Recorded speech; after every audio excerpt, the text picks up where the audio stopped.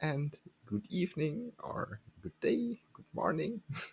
Always depends on the time of day that you're actually watching this. But anyway, hello and welcome to today's stream slash video of building a Lego set and then making a review about it. I guess we can call it by now. So today we are building set number 75322. It is the 2022 ATST that is prevalent in the Hoth scene of the fifth Star Wars movie. Um, it has come out this year, as mentioned already, in the January lineup, together with the battle packs for the Snow Troopers. This set includes a rather unique minifigure because we have not seen this version of it in any other set, which is the Chewbacca minifigure in the Snowy Hoth version, which basically just has a couple of white sprinkles on the torso. But anyway, it's something new and unique, and I want to get into building the set with you today. So let's switch to our different camera layout. I've already opened the box on the bottom, so to basically empty the content a little bit easier. And this is everything that I'm just putting it into the screen. Alright.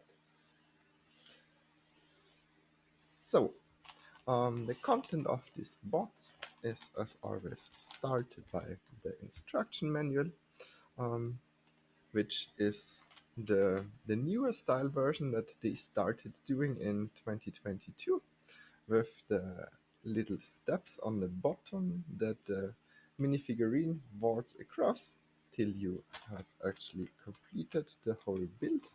So as you can see, the progression bar on the bottom. Also, you can maybe tell the prints are rather well done. I think you can also see where the parts are going very easily in this um, release, so to say.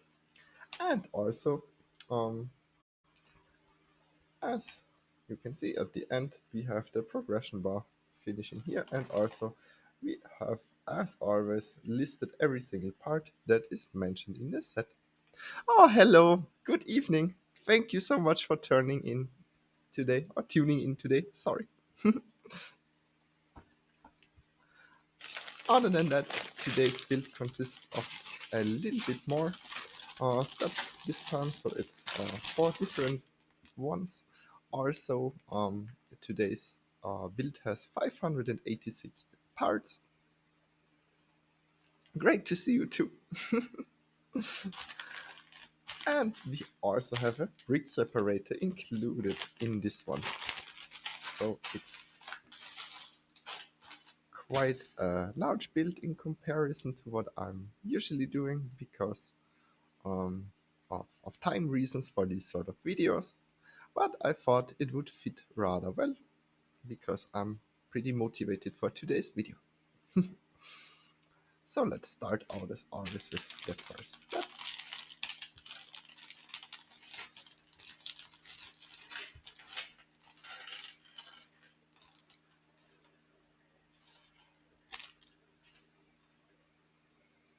Oh, thank you so much. I very much appreciate it. I tried to, I don't know, do a little bit of a pink lipstick today. I don't know if, I was not sure if I could pull it off. Usually I'm trying to tone it down a little bit more. But I was feeling it, I guess.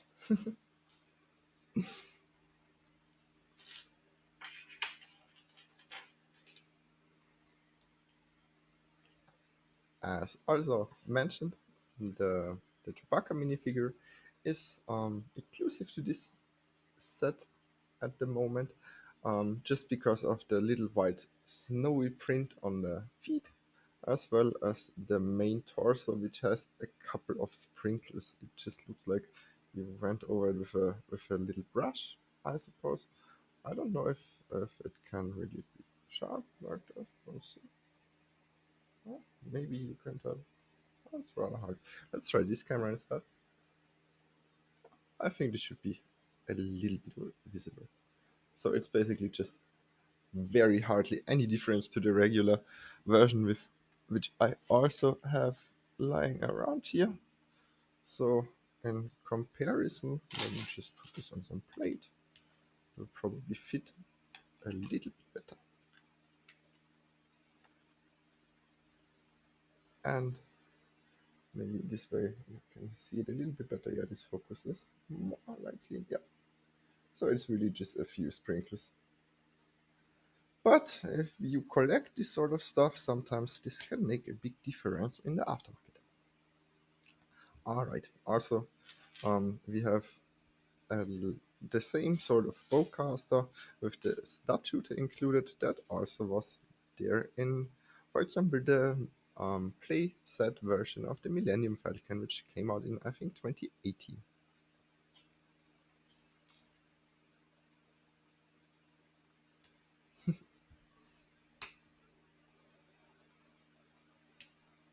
Just to mention this very quickly and show it. I'm not a big fan of the statute version. There is a much more detailed version for this minifigure that they included in older sets to a certain degree, which was basically just a regular crossbow, which was also included in the Knights set. It's a little bit of an older Lego set, but still. Well, they were able to do it back then. Now they kind of lost that ability, I guess. For some reason, I've not seen that part anywhere anymore. Even though it kind of fitted it best, a little bit better, in my opinion.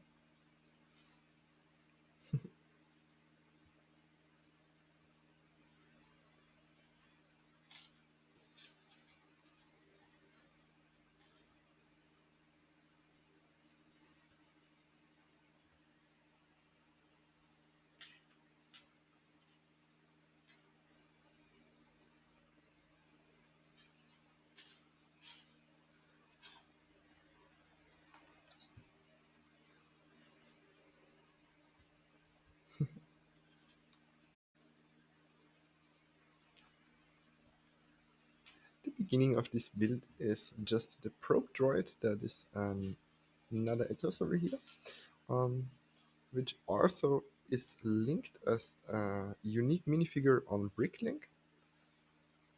When well, it's basically just a brick built minifigure then, I guess.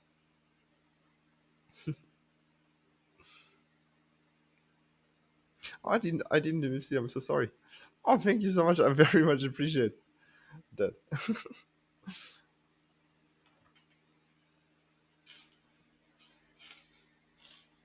I hope you had a great day as well, and you're just as motivated.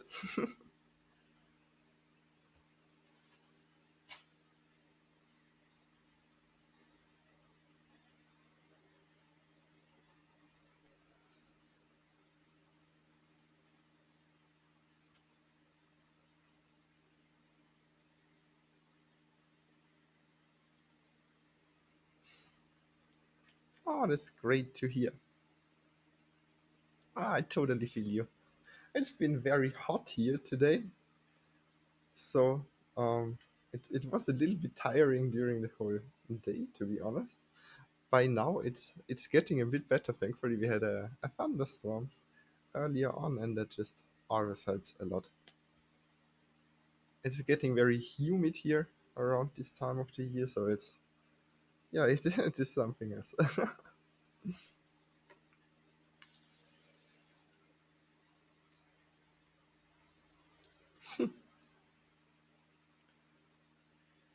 As well, I sometimes feel like it's hotter in June here than it actually is in July or August, because then we just constantly have thunderstorms anyway.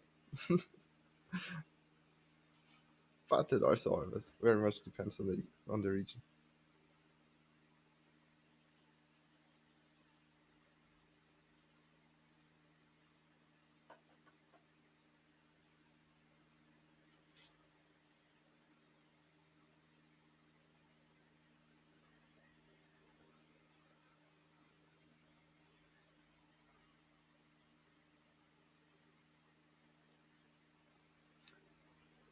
the probe droid itself has some rather um, unique building styles to it, because there's a lot of these little connectors that are used to basically build out the upper part of it.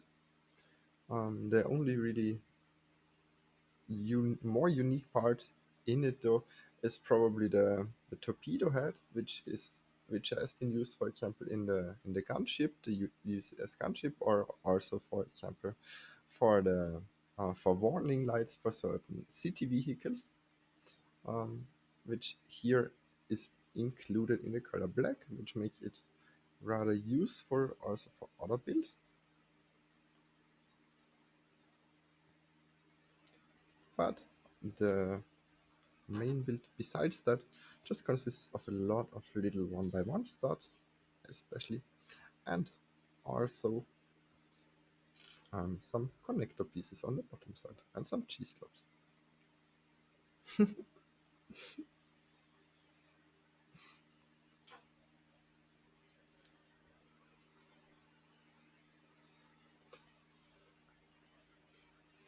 It will be probably a pretty long build. I hope that's okay.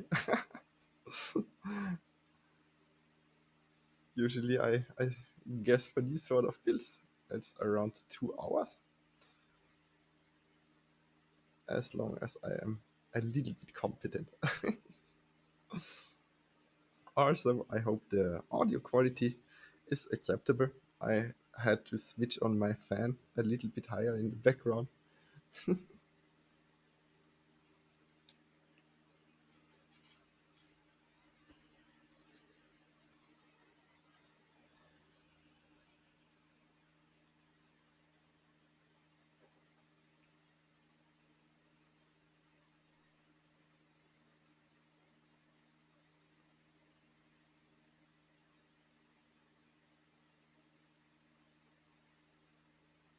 Alright, so we are this far. So we have built up the upper side of our little droid, and on the lower side there's already the connector pieces for the arms that will attach to it. Beforehand, there's a little bit more decoration that we need to put up, which will be first of all another one of these little torpedo heads up front to create sort of a little face structure to it, I guess, if you can call it that. And also some other greebling, basically just to make it look a little bit more detailed.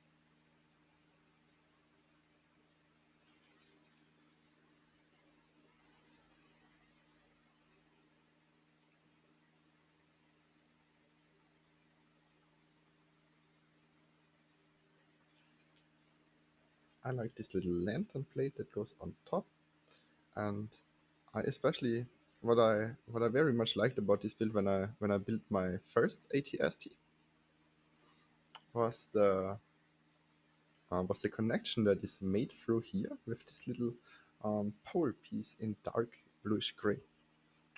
Hello, good evening. Thank you so much for tuning in. Great to see you.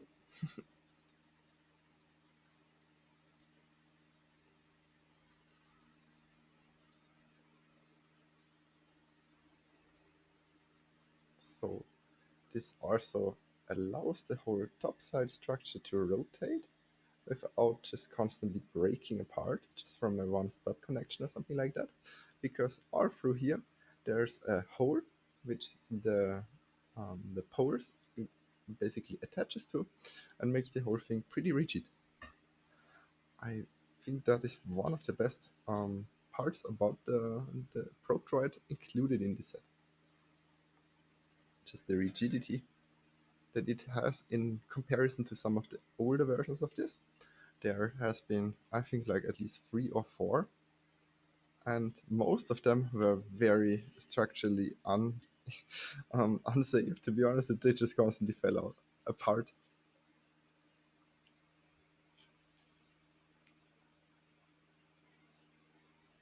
Oh damn! A storm came through and killed your power. Oh, that happened like a couple of days ago. around here too, just because the power grid is all still not put into the ground, so a tree can always fall on it. It's just it's not the best scenario. So Terry, sorry to hear that. So yes, I actually finished it. Let me just see if I can pull it up. So I actually um, put it together, and this is how it looked in the end.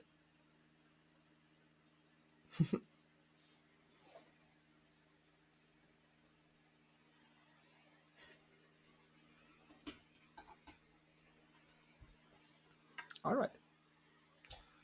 So we are just attaching some of the pole pieces. I just have to make sure I'm actually putting them on the right side.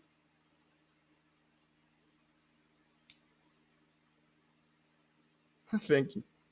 I think it looks kind of cool, right? I think this one has a very cool front build to it with all the different angles that they actually included in it. Also, the printed cockpit piece is rather nice.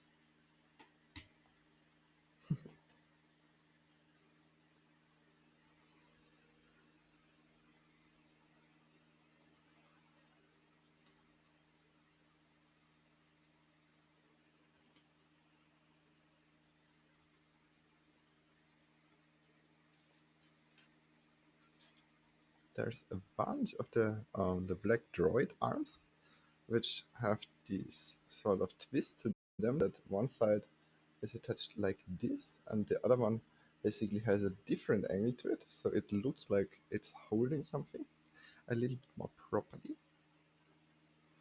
All right, and now it's turned around like this, and it's attached like here. All right. So what I'm doing right now is just making sure that the arms are going to the position that the instruction manual tells me to. It's a little bit confusing just because it's all a little bit tiny and it just looks very much the same. It's just like four basically same sides to it, all in dark bluish gray. All right.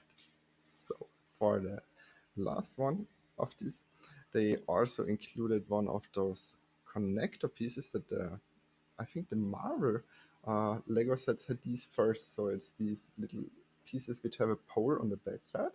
So for example, a minifigure can hook into it, the arm of it, and then the other one has a stud connection. So for example, it can be used to attach a minifigurine, for example, to the bottom side of a brick and leave it hanging. I don't know.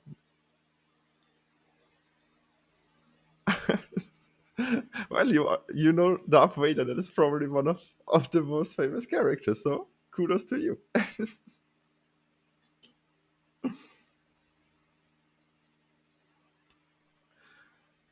I have to say I am quite a big Star Wars fan, but I honestly only really like the first movies, so the original ones from back in um, well in the 70s and 80s, where well I only know the remastered versions of it by now because the very original ones are hard to actually see or come by, but I have grown to love them just for I don't know the actual special effects value that these sets had, because back then they didn't have the capability to actually animate anything on the screen, so all of it had to be little models actually doing the things and exploding and stuff like that. So it's first of all it's like really cute if you think about it, and it's also like so impressive to think how long all of it had to take to actually be created. I think. All right, so we have our first build done. This is this little probe droid as mentioned, and it has a couple of different features on the arms and also on the top side. It also differentiates from the front to the back, as you can see, with some different greebling to it. And as mentioned, all of it can rotate up top.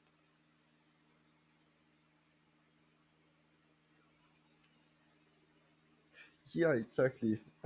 I think um, modern movies are lacking a little bit of the artistic value in the special effects just because of the of the way that most of them are made. I guess, but I also have to say there are exceptions to this definitely, but it's just most of it is just always CGI at this point, and it's a little bit of a topic that I don't like that much. But I mean, I also understand why it's done the way it's done.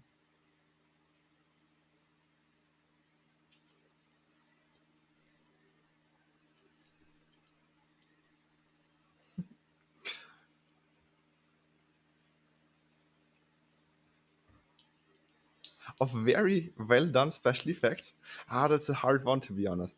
Like in terms of cinematography, I would say maybe if you've watched Dunkirk, um, this movie about the evacuation of the French harbor from in the Second World War, there was a scene where the I think the beachhead is getting evacuated at that time, and it's just a very long camera, right? That never really stops, and all of it is just one shot going through, with a lot of the actual effects being done on set with movie explosions and stuff like that, and just clever usage of the actual angle of the camera. So and that I would maybe mention, but you're completely right. It's very hard to actually think of something properly done nowadays that is not just, yeah, well, how should I say, completely computer generated.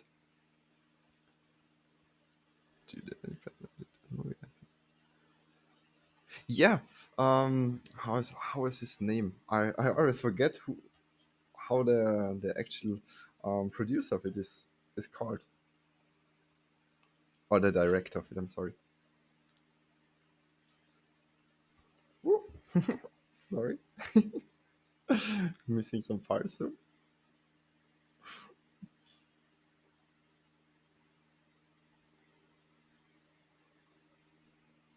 I just call him Batman, dude.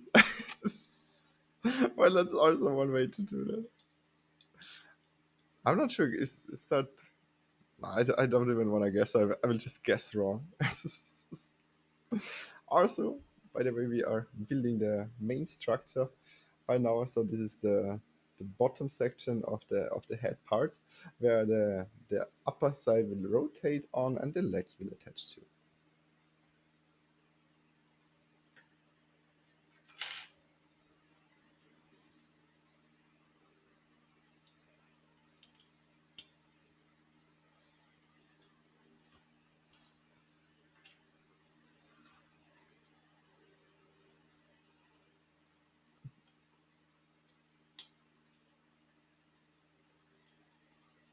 So the legs from this version of the ATST, I think, are also done a lot better than from some of the last ones, because they actually give it the proper look of the vehicle in the movie, which was also a lot different in terms of looks from the one from the sixth movie, and some more detailed ways that altogether make it look very very different in my opinion.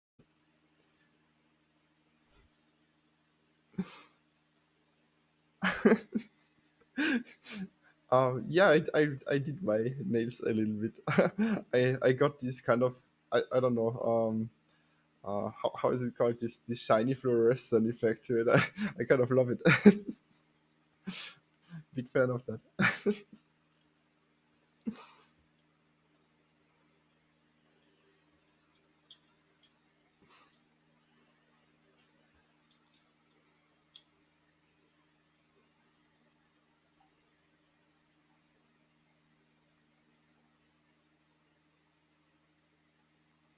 Also, I kind of tried to pull off straight blonde hair today. I don't know. Is it looking really weird? I'm not completely sure about it.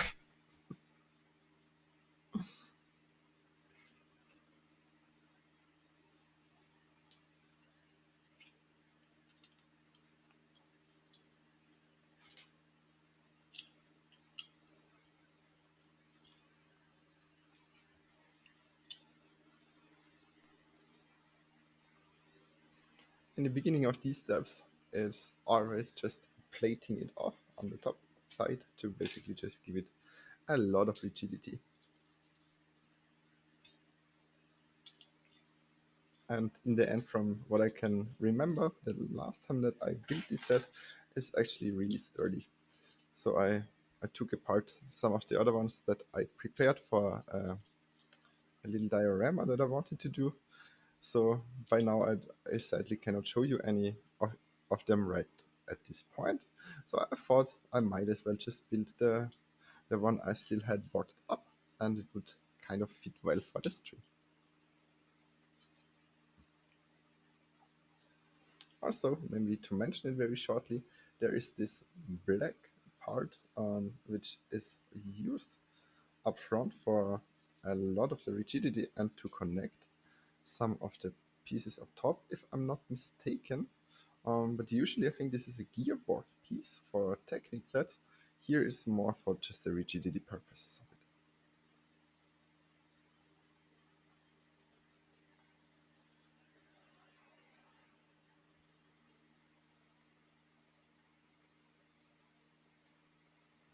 Oh, I appreciate that.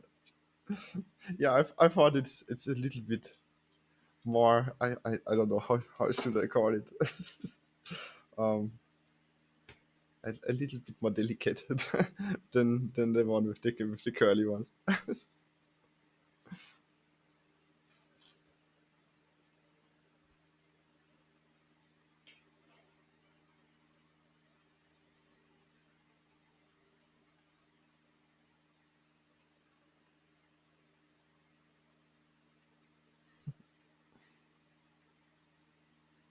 Also, because this set can be tilted with a little Technic pin in the back, so basically the head of it moves around if you tilt this mechanism up here later on.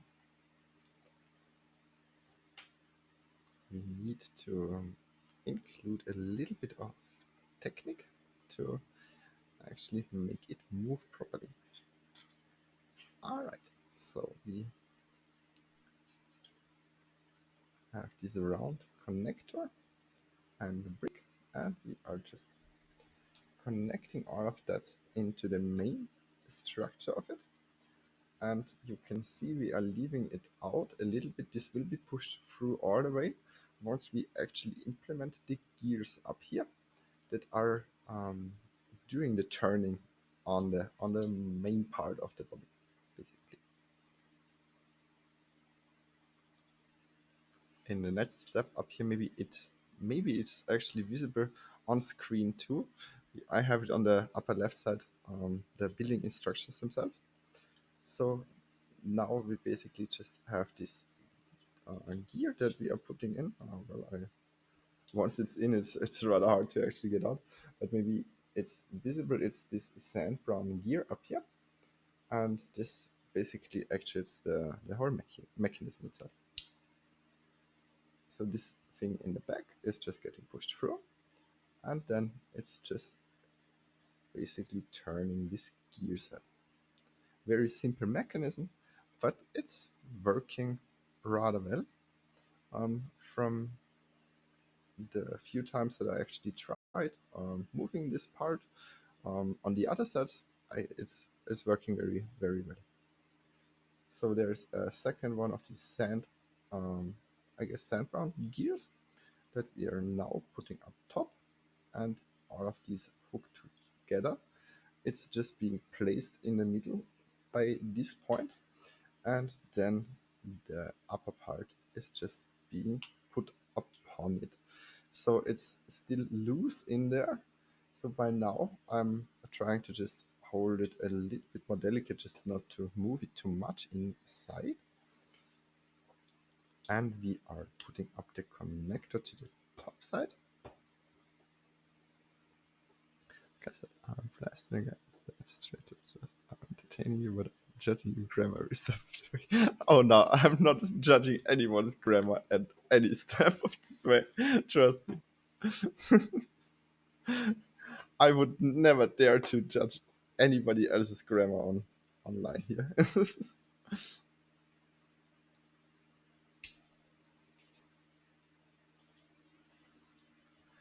And up top, we have put one more Technic Pins to it.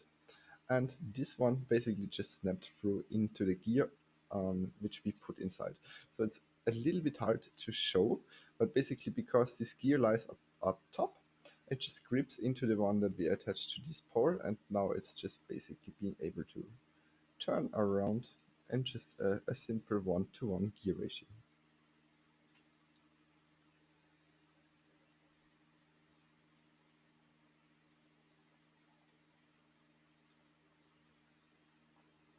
All right, that's basically all the very intricate technique construction in this. Intricate in apprentices, I guess. But still, it is a rather unique feature, I think, for this set. And it's great that they implemented it. Up top, we are now paneling off all of this construction with a bunch of plates with studs on top and also ties.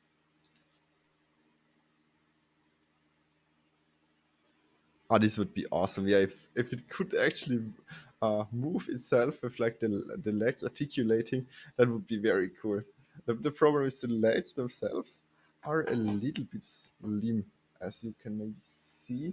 And it's just basically Technic lift arms being put upon each other. It's just one sandwich construction. So implementing actual motors in this, I think, is just not really possible in this scale. Um, because they would have probably have to be placed here somewhere. And I don't have a motor lying around here, sadly. But they usually are at least this size and in height. So, or like in height this size and in length this size. So they are not actually that easy, I think, to be implemented. This this skinny mini giraffe lights. Yes, that's the feature that this version of the ATST had. So the Hoth version basically was the chicken walker version that they named it. I think even for the internal production, but I'm not completely sure about that. I've watched like a documentary on that like ages ago, but it's been a long time. So the difference between this and what you can see in the sixth movie basically is that they had these ones sitting on much higher legs, and the front turret, which is here, is just much shorter. Um, if I'm not mistaken, so this is the shortened down version of the barrel, basically.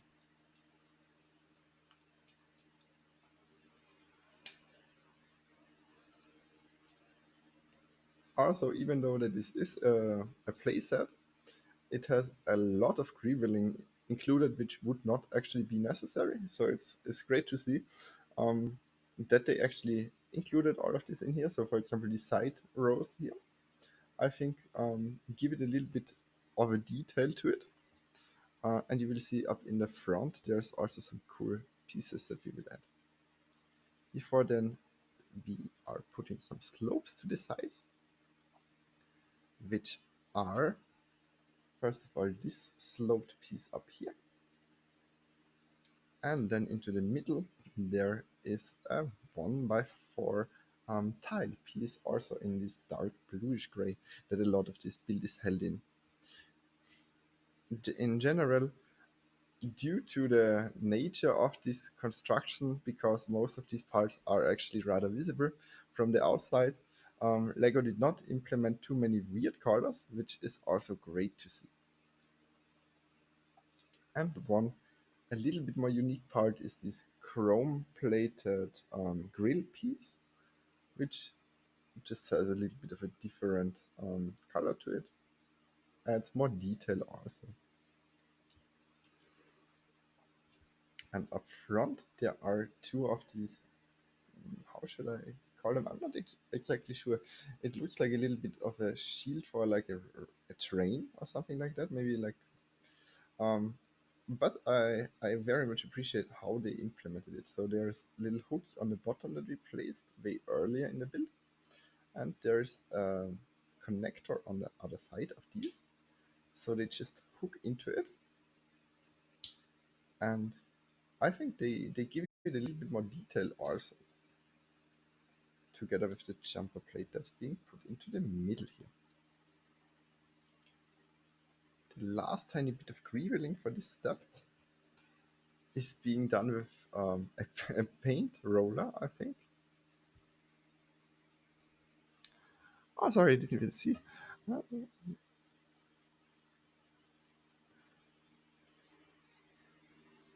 Oh, that's so sweet of you.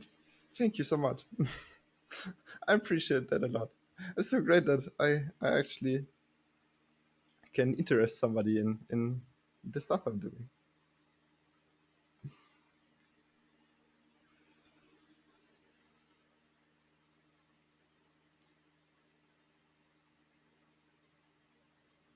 I gotta say, yeah, I have a little bit of a diverse range of hobbies, I suppose.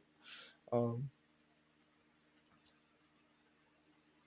but I just very much love to get into like these sorts of technical fields where it's just like that's why I love cars, for example. It's just um, so much knowledge that you can acquire and that you sometimes need if you're actually interested in modding stuff or in actually working on it. That's just a lot of fun, I think.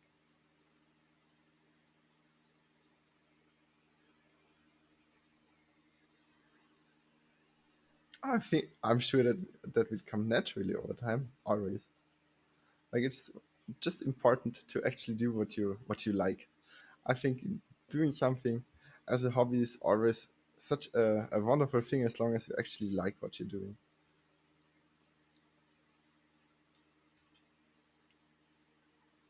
I've had friends that tried things just because other people told them to, or like were telling them that that's the new trend and that's what they need to do. But I think in that case, you will not really find much enjoyment in it, in my opinion, at least. I think to enjoy a hobby, you have to come across it yourself and not get told that it's just great for somebody else. So by now, we have finished the first building step and added some of the greaving in the front, as well as the mechanism to it, and the main part of it is basically done at this point. I gotta say, confidence really comes from practicing. Like, I have to say, I'm a huge introvert. Like especially when I'm out in public, I'm I'm always trying to not be so introverted, but I still kind of am struggling with that sort of aspect of it a little bit. But um, it's getting better and better just by basically trying to push myself to it a little bit. So that's something that I've realized that was very hard for me in the beginning. For example, just like simple stuff like being confident when walking into a room or just like um, trying not to take so much care for what other people are actually thinking of you at that point. It's hard to do and to get into this mentality.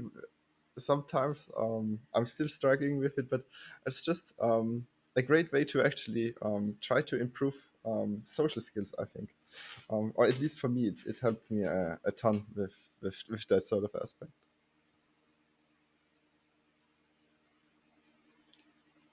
Oh, that's cool. Like doing magic tricks is kind of a really awesome hobby, I think. I loved that when I was younger to a certain part. But I'm just too clumsy to actually do it properly. So that's totally awesome if you're into that. I think that's really cool. Yeah, I think online it's just I don't know, it's just a different sort of feeling to it. You just know that usually you're more surrounded by people that have similar interests, I would say. And also I gotta say I think most people online are really like great people and very very friendly. I think there is such a stigma to it that online you just meet horrible people, but I think that's completely wrong. I think I'm meeting the nicest people, honestly, on websites like Twitch, to be honest, because it's just regular everyday people that actually like the same stuff, you know. um, I sometimes get approached a little bit less friendly in public, but that's also probably due to the region that I live in and people not being the most tolerant in sometimes, just because it's also more rural. So um, that's always something that I've come across as a little bit of a much troublesome topic around real life, actually.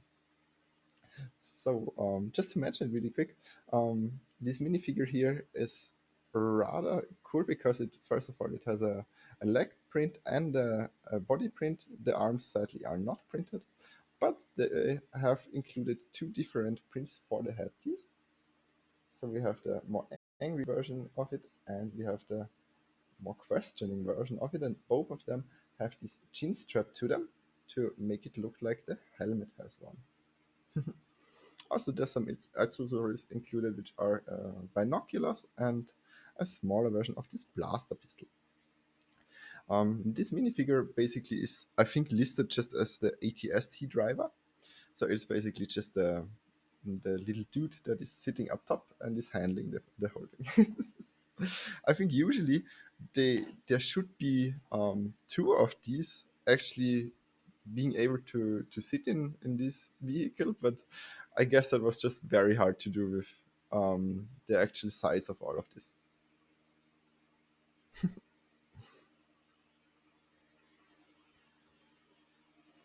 Looks like my homie who works at the Target up the street.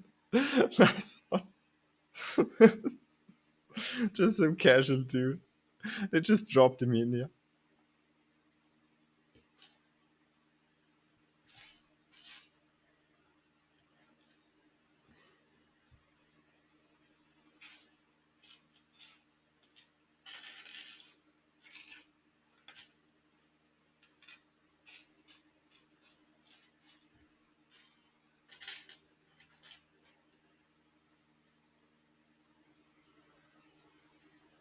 So there's this 8 by 2 plate with Technic holes in the middle, which will be used to link this part to the Technic pin up here.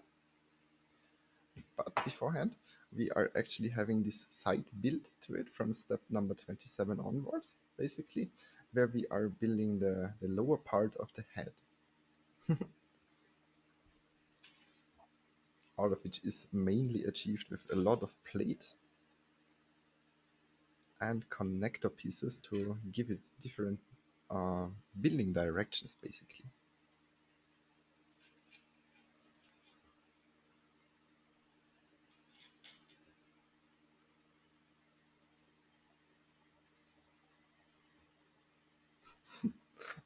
Definitely the flat iron building, just because um, just in general, I think the little greebling on the New York skyline set was just, I don't know, kind of tedious in comparison.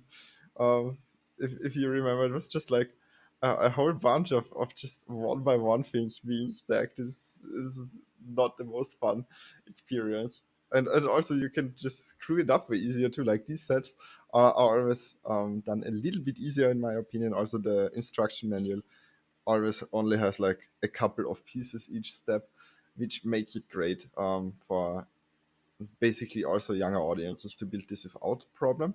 Whereas, for example, the architecture line that you've seen is not something I would recommend for an age demographic under 12 or 14. Not because it's actually that hard to build, but just because I think the motivation for it leaves the builder at some point, especially if you're a younger person who likes Lego. It's probably not the best choice to go for the architecture line because it's just a lot of tedious little work. But as mentioned, I kind of very much appreciate that because it's just kind of fun to do all this little rebuilding stuff.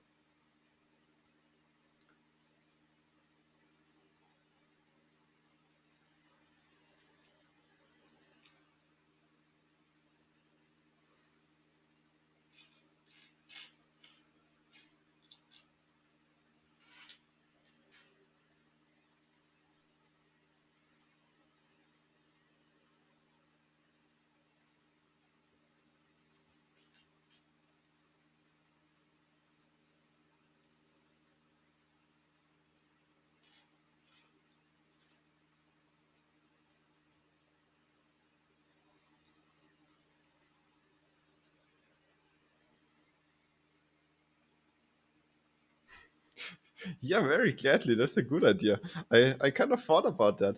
Um, I want to set them up a little bit better to actually maybe just do a video on YouTube or something like that for it. I also thought about just like cutting down some of the streams and actually just posting the review itself, because I'm pretty sure it's sometimes not the easiest to watch like a 2 hour video on YouTube. Whereas I think with a couple of minutes, it would maybe be a little more interesting to just catch up on was actually done in the particular stream, I guess.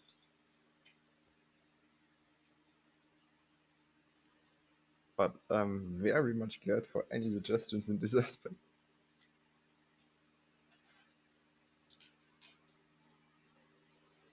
We also have two spring-loaded shooters included in this, which are being fired with these little snap pins in the back, which are Technic connectors.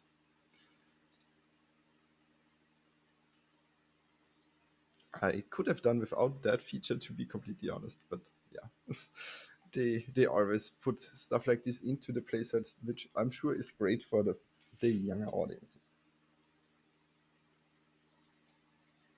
I revised that statement a little bit because I, I actually just realized I don't know how great it actually is when when 9-year-old children can play with this stuff that can basically just make you lose an eye without really having anything from this as a benefit.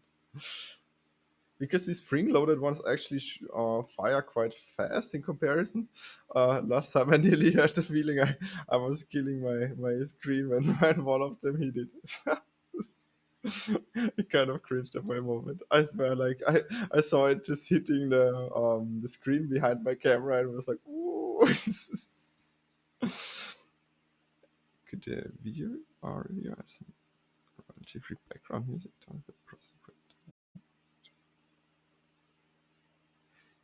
Yeah, that's a really great idea. Like, actually, you mean like filming an extra video with a little bit maybe more of a proper setup for the thing?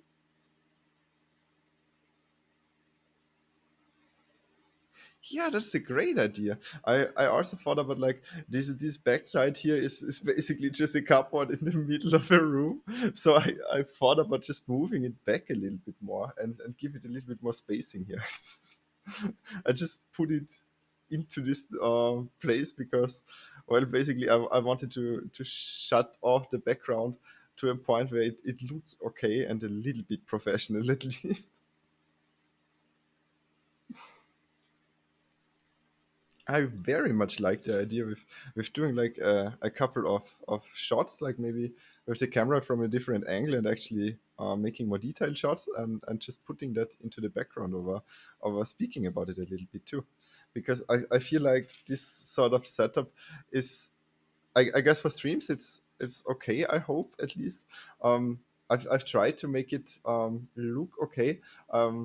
So for example, I've switched to an actual camera from just using the webcam. So this that you see me with my face speaking into it, that's actually a webcam. But the other one is DSLR that I'm using on a tripod, a little bit mounted backwards, just to make sure that I can show them more little details. Like for example, if I hold this here, it usually focuses quite well by now, I hope.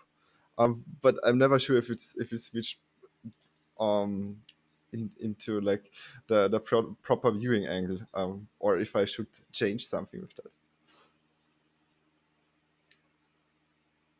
I totally appreciate that like so much. I think I'm actually um gonna get into something like that, like just doing regular reviews to a certain part too, because it would just really be fun to me, I think. I actually just very much like talking about these sort of builds, because some of them can be like very great, but some of them can be quite frustrating and are not really such a recommendable item to get, because like there's so many cool Lego sets to get, and getting the wrong one sometimes can be a giant bummer for that, I think. Let's see. This is okay screaming out loud and confident on.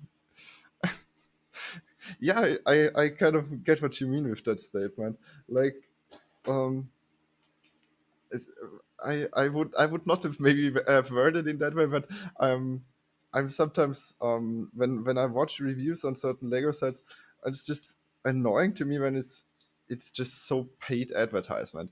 It's like half of the reviews that you see online about Lego sets, you just know that they are never really saying anything that negative just because they're scared they're losing their advertisement contract with Lego or something like that. And I just don't like that sort of attitude. Like, I don't like sucking up to companies at all. Especially, I think with Lego, there's so much to discuss where it's not going great. By the way, we have finished a little side step, which is the lower part of the cockpit. And as you can see, there's these sloped pieces that are being put here. And the spring-loaded shooters will just like have this attached here, and then when you snap this out, it's just firing it out. I don't mind if somebody talks a little bit in a rougher way. That's no problem. As long as we're respectful towards each other, I never mind anything like that.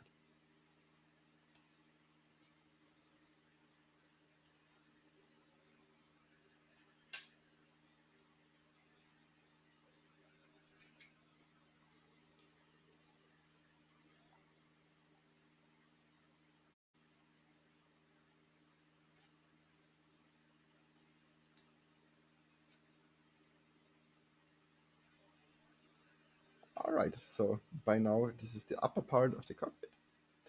There's just a lot of plating to do at this point. So as you see, we are stacking like 3 different plates already and giving it more rigidity now with a brick up top. What I kind of appreciate about it is the fact that they stuck with this sort of darker sand color, like sort of this. I think it's called nougat in the Lego catalog, and it's just fitting quite well for the inside structure, because they could might as well have used pink or some color like that, as we have known from the past. It's great that they have not in here. Category.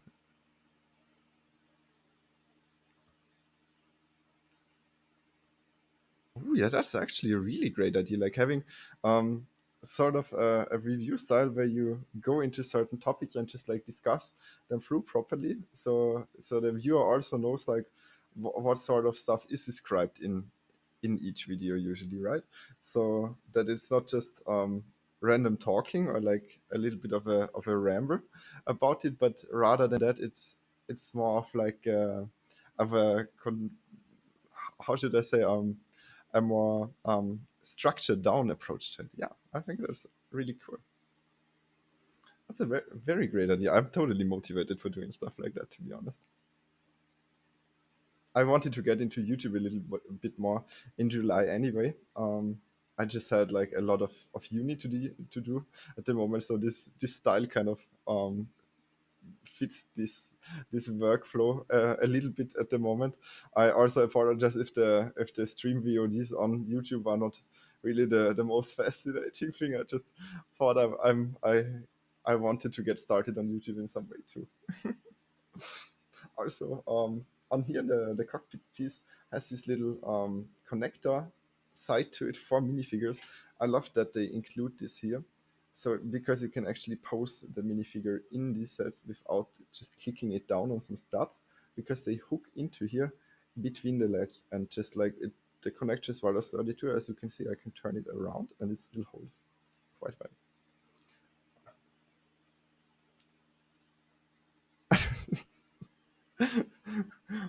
No, I very much appreciate that idea. I'm totally gonna get behind that, I think.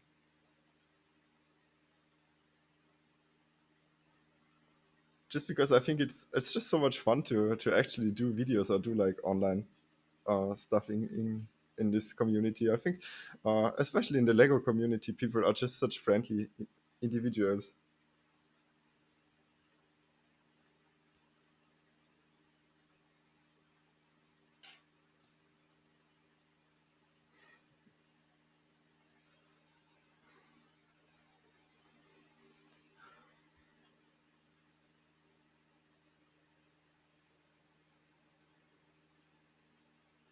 by now we are doing a little bit of the technic structure that is gonna hold in place the side plates.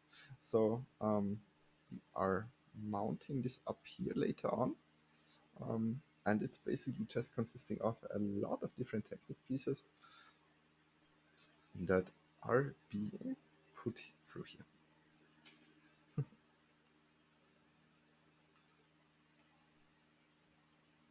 And then let's add all of this together.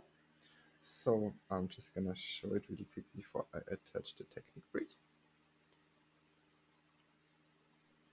It's looking like this, and on these two blue pins will be the connections made for the actual front sides. So the side plates with the turrets, or I think one of these is supposed to be a rocket launcher, but I'm not sure about that anymore. Like I mentioned, it's a little bit ago, a couple of years that I've actually watched the documentary. Also, there is two Technic pins that I've nearly forgot. These little sand brown pieces up here.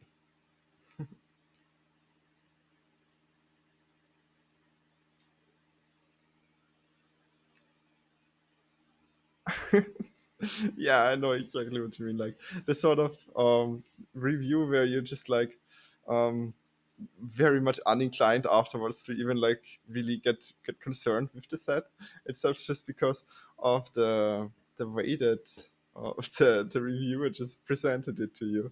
It's,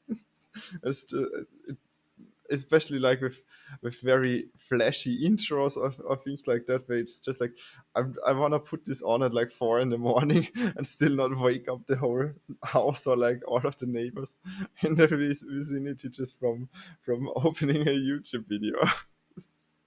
Especially if it's about Lego. So now that all of this was mounted up here, there is a 2x4 plate in light bluish gray and put into the middle just to place it more securely. Now all of this holds up really well. And what this is for the binoculars and the little gun of the driver.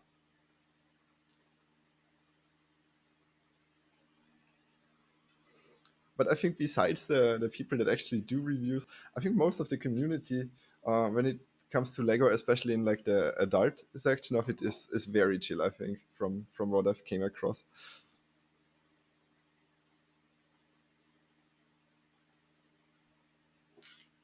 I mean, there's always hotheads in everything, and there's always people that maybe will not get along that great with others. But I gotta say, I've seen much worse communities in different hobbies. Like also, at least with Lego, it's not so much of an how should I say exclusionary thing where people think it's only right if you do it one certain way or stuff like that. Um, where with Lego collecting, I've I've never heard like anybody really hate on which sort of topic or theme, for example, you collect or think in this sort of realm. So yeah, how to reset my PS1. This video was 8 minutes long actually, but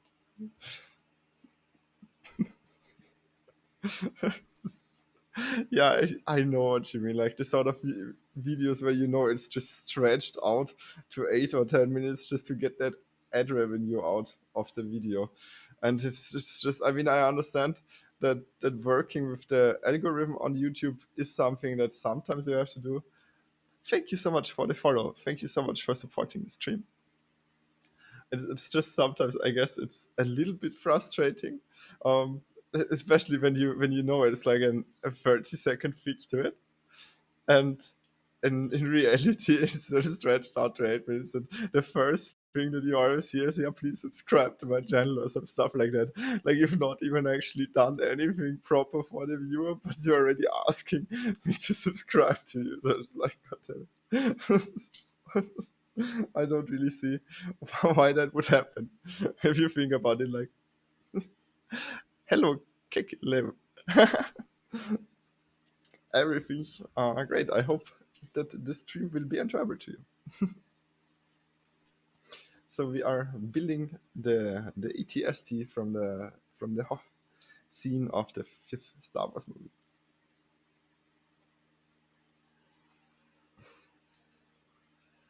But stretching stuff nowadays is something that you can come across YouTube quite a lot, to be completely honest.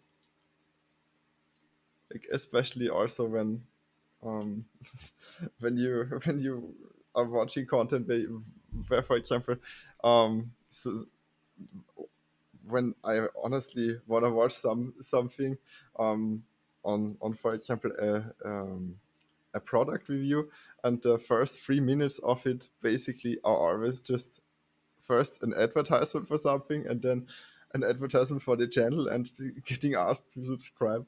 I honestly don't really appreciate it anymore at all, and then I'm thinking about just like turning it off again immediately. Even if then the actual video is good, then that's the problem with it. Like, so if you just push all of that out in the beginning, especially, then the inclination of the viewer to actually watch that content is not really there anymore. And sometimes that's something where the creators really screwing themselves over, I think, because the content may actually be good. They'd be like, hey, if you like this video and I find it useful, you should subscribe. Hit the bell and like the video.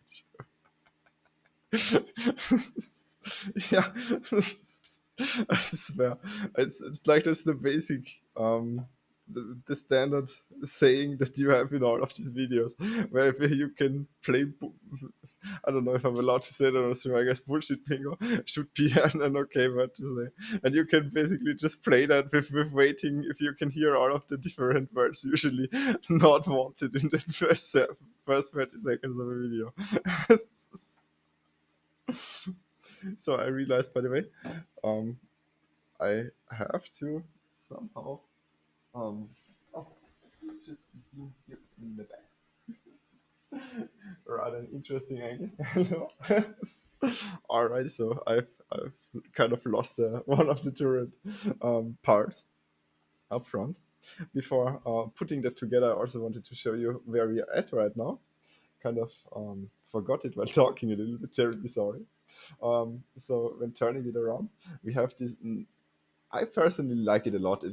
I think the detailing in the back is really cool, like how this sort of has has an awesome print to it. I'm not exactly sure where they used this part the first time. I think this is not actually something that they only had for this set. I think this was used in some other set for sure, but I just don't know which one. It's nice though that this is a print. Actually, I love the fact that this is a print. I let myself out divided has YouTube scripts. No, you're not a distraction. I appreciate it. This is one of the reasons I very much like these streams so much. It's just because I can talk with viewers in it, and it's just always hilarious conversations too. I guess the fun about it, like if I would just sit here by myself, I would not enjoy this nearly as much. I just apologize if sometimes I do these sort of things a little bit slow. I'm sure you're doing many things well. As you mentioned, I think doing all of these RC cars and actually like implementing these sort of intricate details and technique into them, like from just like actually putting an electric motor into a model car is just something I have a lot of respect for. I think that takes a lot of fiddling with an actual understanding of electronic parts too. So we attach the front gun. And it's just these Technic Pins and the struts with the backside being attached to these little hook pieces, and they can swivel around.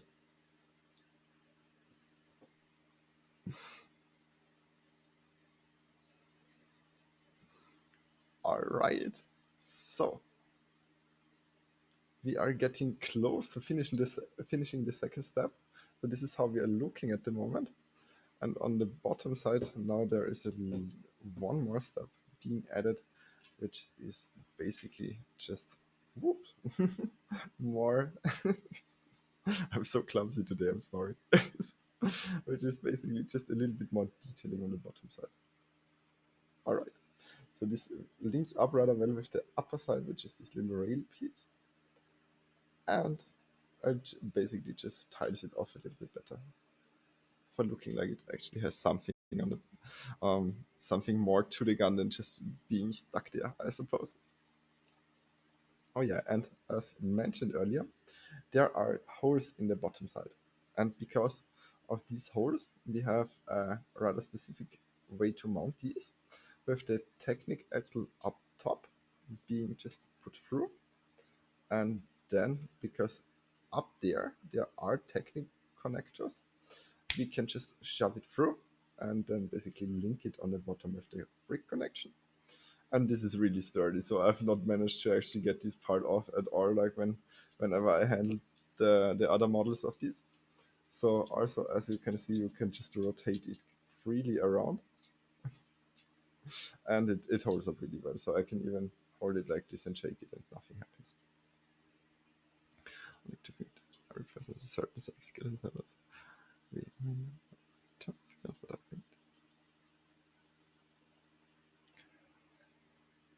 I think you're completely right. I think everybody has something that they're great at, and sometimes it's just maybe something that we don't even realize we are doing that great. Maybe we are just very self critiquing ourselves all the time. Like for example, um, I personally am like a very big critique of myself. I have a little bit of anxiety for many things, and then I'm always just very much a critique of everything that I'm doing, and if I'm doing something properly, and um, that sometimes makes me not really see the bigger picture in it, and that's I think that's what you mean with it too, like actually realizing sometimes we are doing things good, even though we just want to find the negative points about it.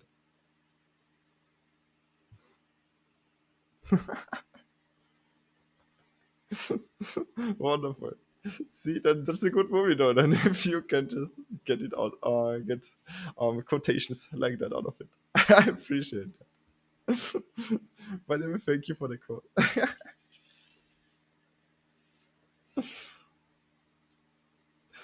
So now that we are basically done with the main body, the next steps are, first off, we are building the two leg pieces. These will be a little bit less diverse because it's literally the same part twice. It's just mirrored. And the most fun part is the upper build of it with the ledge to it and the two side plates of armor. All right. So opening the third bag.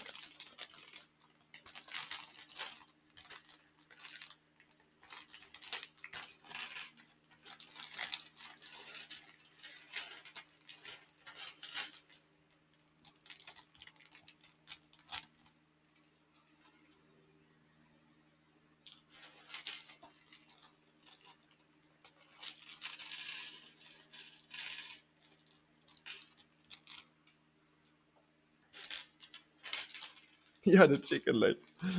The chicken legs are following up next.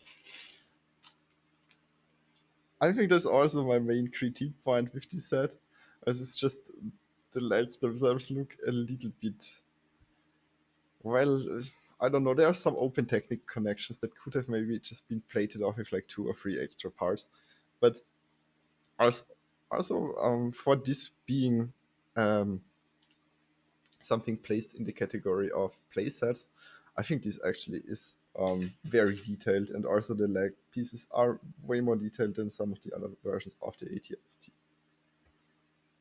There has been like the very first version of it was just like, this is such a blocky mess. I swear, I had a lot of the very old Lego sets, the very old Lego Star Wars sets, just because I was a kid during the time, and I was fortunate enough to get some of them for example Christmas and stuff like that.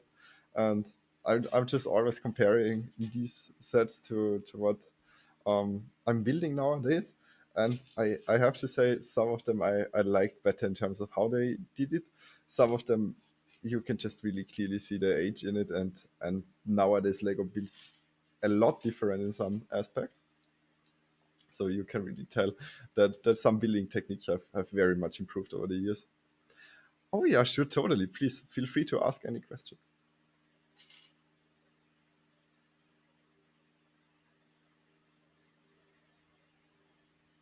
Oh, I'm always giving honest answers. I hate just like lying around. I think lying is one of the worst traits that people usually have.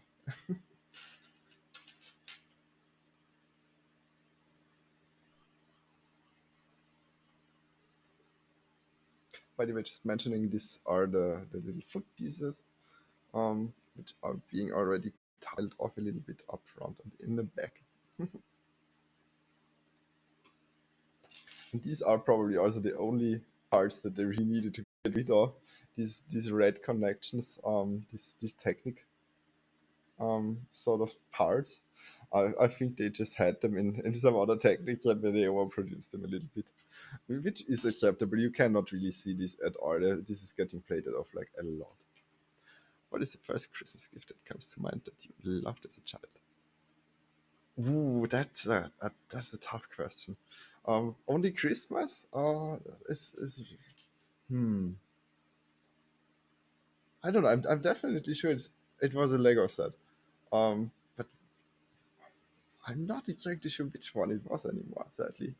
I remember my first Easter set though.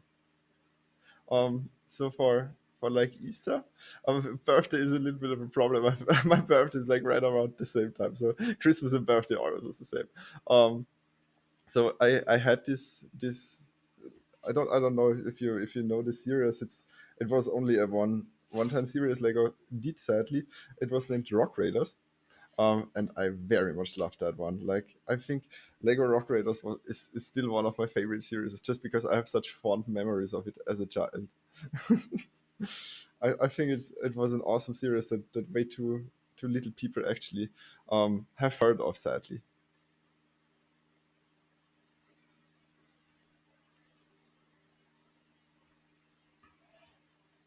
It was also being put into like a video game at the time, so it was available for PC, and I had that and I played it so much as well. That probably made me get into video games to a certain part, just because I loved that so much. That was like a real time strategy game where you basically just were collecting resources, but it was just fun for me at the time. You used to play that game? No, really? Are you kidding me? Really? Honestly, I have not ever even heard of somebody hearing of this series. That's hilarious. Yeah, I swear. I was lucky enough to like have had some sort of it was not my birthday. I think that was the Easter time that it was around. To get like one of these sets, and I just loved it so much. I'm not sure. I think I actually had the video game before I got any of the sets, just because, and then I just was so hyped for it. I was like very little. But those were awesome. I think those were actually really cool Lego sets. Oh yes, Windows 2000. Ooh, nice one. I think we had it running on Windows 98 also at that point. So yeah, I'm also a little bit um, of an older generation, you could say. But yeah, I grew up with that sort of thing, and I love the hell out of it. The Millennium Edition.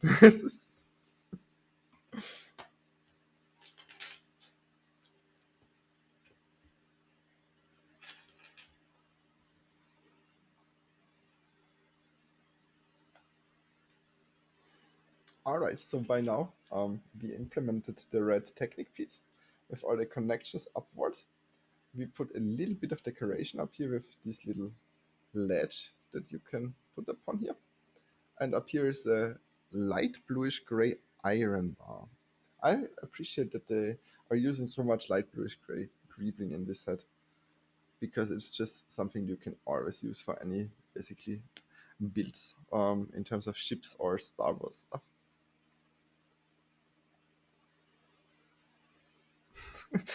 Yeah, it is a rather obscure one, right? It's not something that I've seen as a concept ever since, really, because it's just you don't really interact with many things other than you're just basically collecting a bunch of resources all the time. But I can remember that some of it was actually quite tough. I think I solved it with like my dad back then. Ah, that brings back a lot of memories as well. Interesting. Thank you so much for asking that question. I would have not thought of that.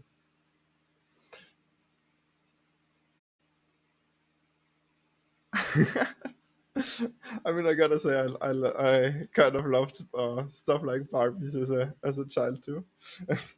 Even though my parents were not the fondest of me playing with dolls and stuff like that, I never really cared for it.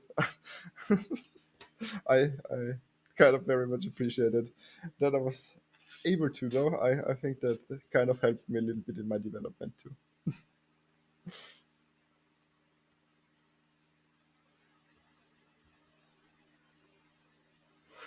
All right, so the upper part of the foot is getting plated off with this sort of rounded style sort of brick, I would say.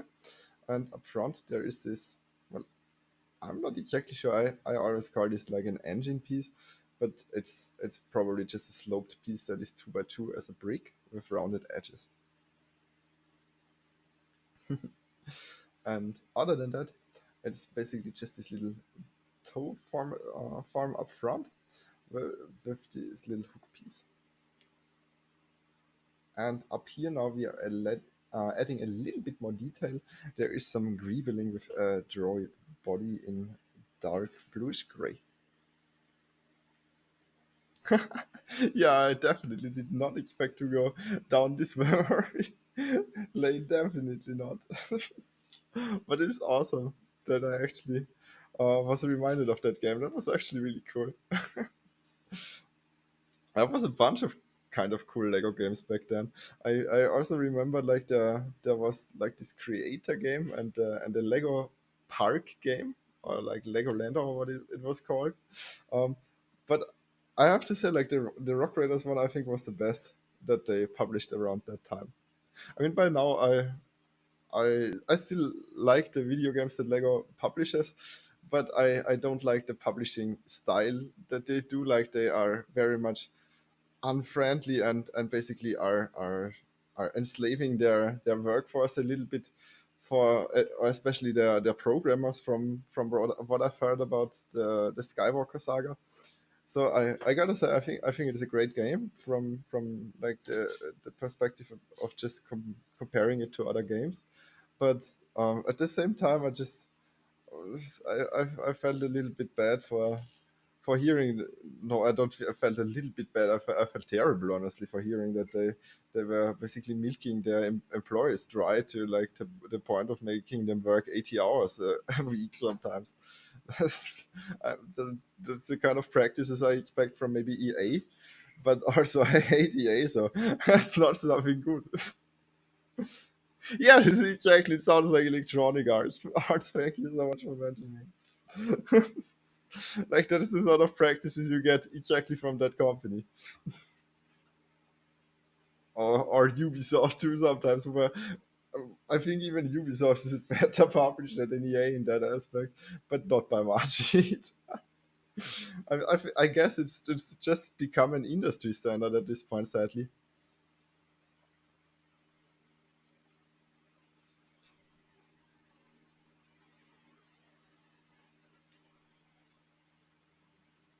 Yeah, I don't know. In gaming, it's been a lot worse the last couple of years in terms of also like monetarization and stuff like that. It's just, I guess, all of it is always just trying out how far can you go as a company with the product before people actually start to care too much about negative publicity to buy the product? Because most of the market usually is just not really uh, a place that is concerned um, with the PR around the game. I would say, and more just about actually consuming the media, which I think is not a good way to look at this subject, just because it's well, it can be kind of troublesome in the way that well, if you think about it, it just ruins the industry a little bit. The quality of it just suffers a lot. Like if I think about what was considered good quality in 2010 and what is considered good quality now in terms of ways to conduct business in the industry of video games, it's just, well, it has grown a little worse, to say the least. Yeah, we're living in a little bit of a dystopian future. That was imagined a little bit differently. I very much suppose that is true.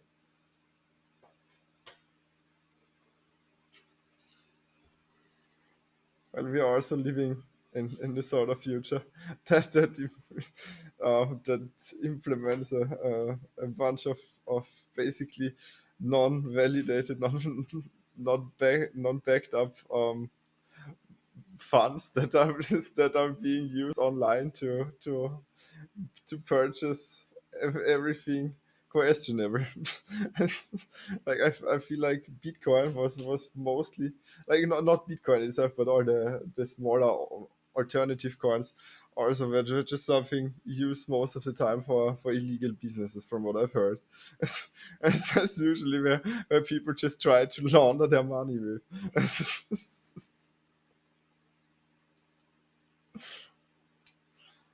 I mean, I guess some bonus points for creativity, but other than that, Jesus Christ, that's not where we wanted to go. Yeah, Dogecoin, yeah, Dogecoin was probably also one of those points. I don't know. That's like getting Tesla stock right before the crash happened. That's not the best decisions, probably. But I'm not sure if I should talk about these sort of subjects, if that is actually something interesting for viewers of these streams.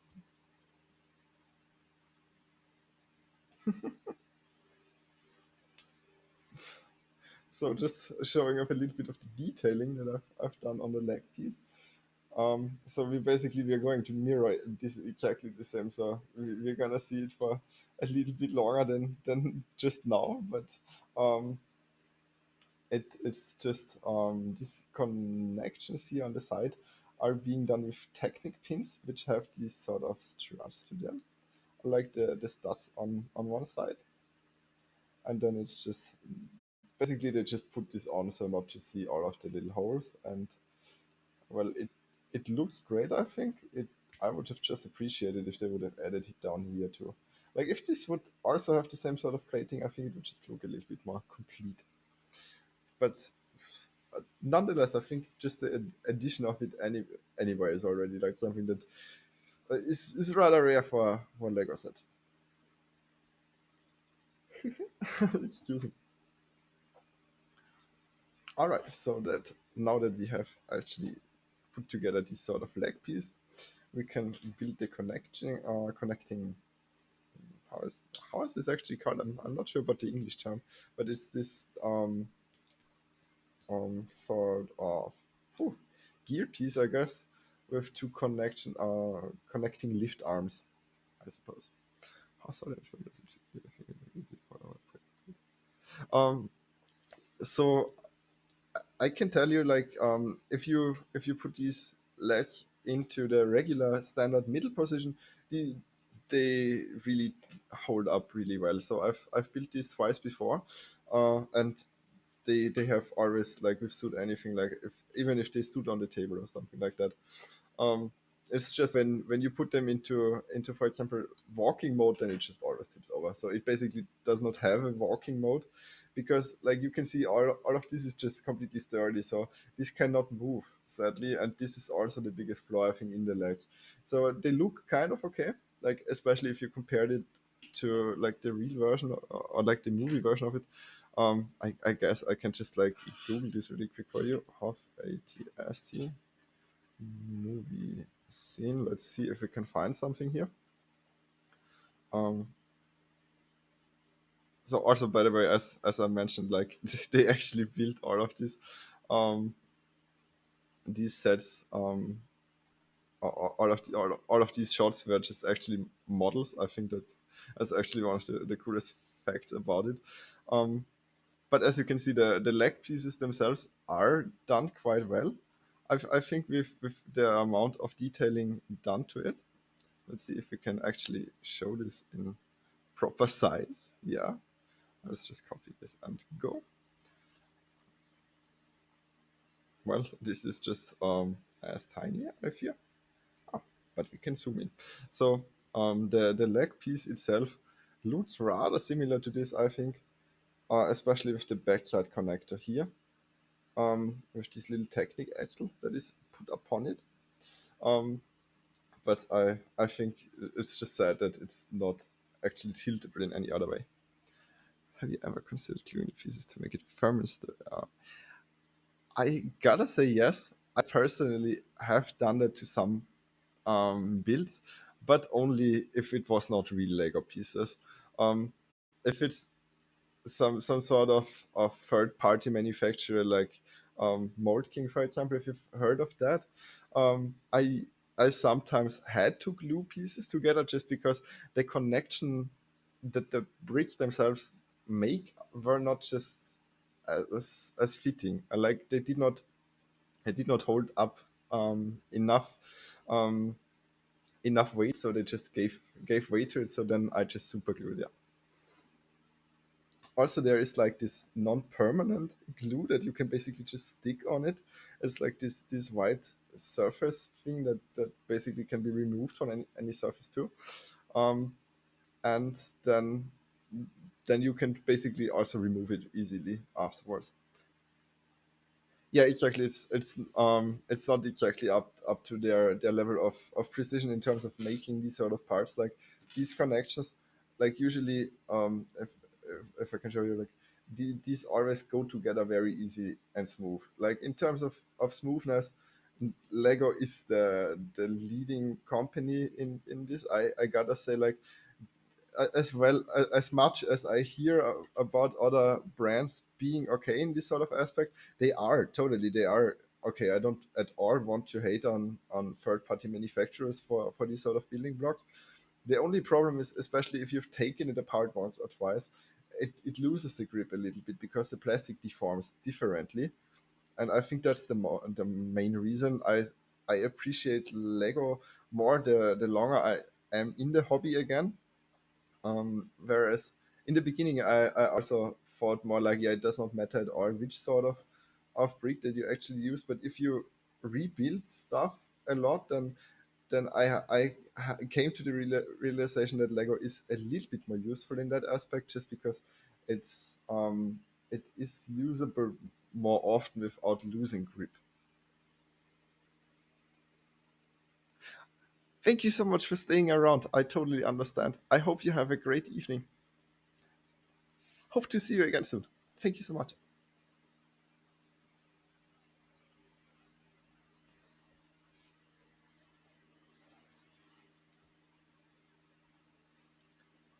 So, also up here, as mentioned, this is just being hooked in as a technical part, and then it can just be turned around. So basically, this is also the only real movability that the legs have, and that's also the main part of the problem. Like if I just turn it around, like it can be basically hooked like this, but well, it's always looking weird once you start wanting to move it.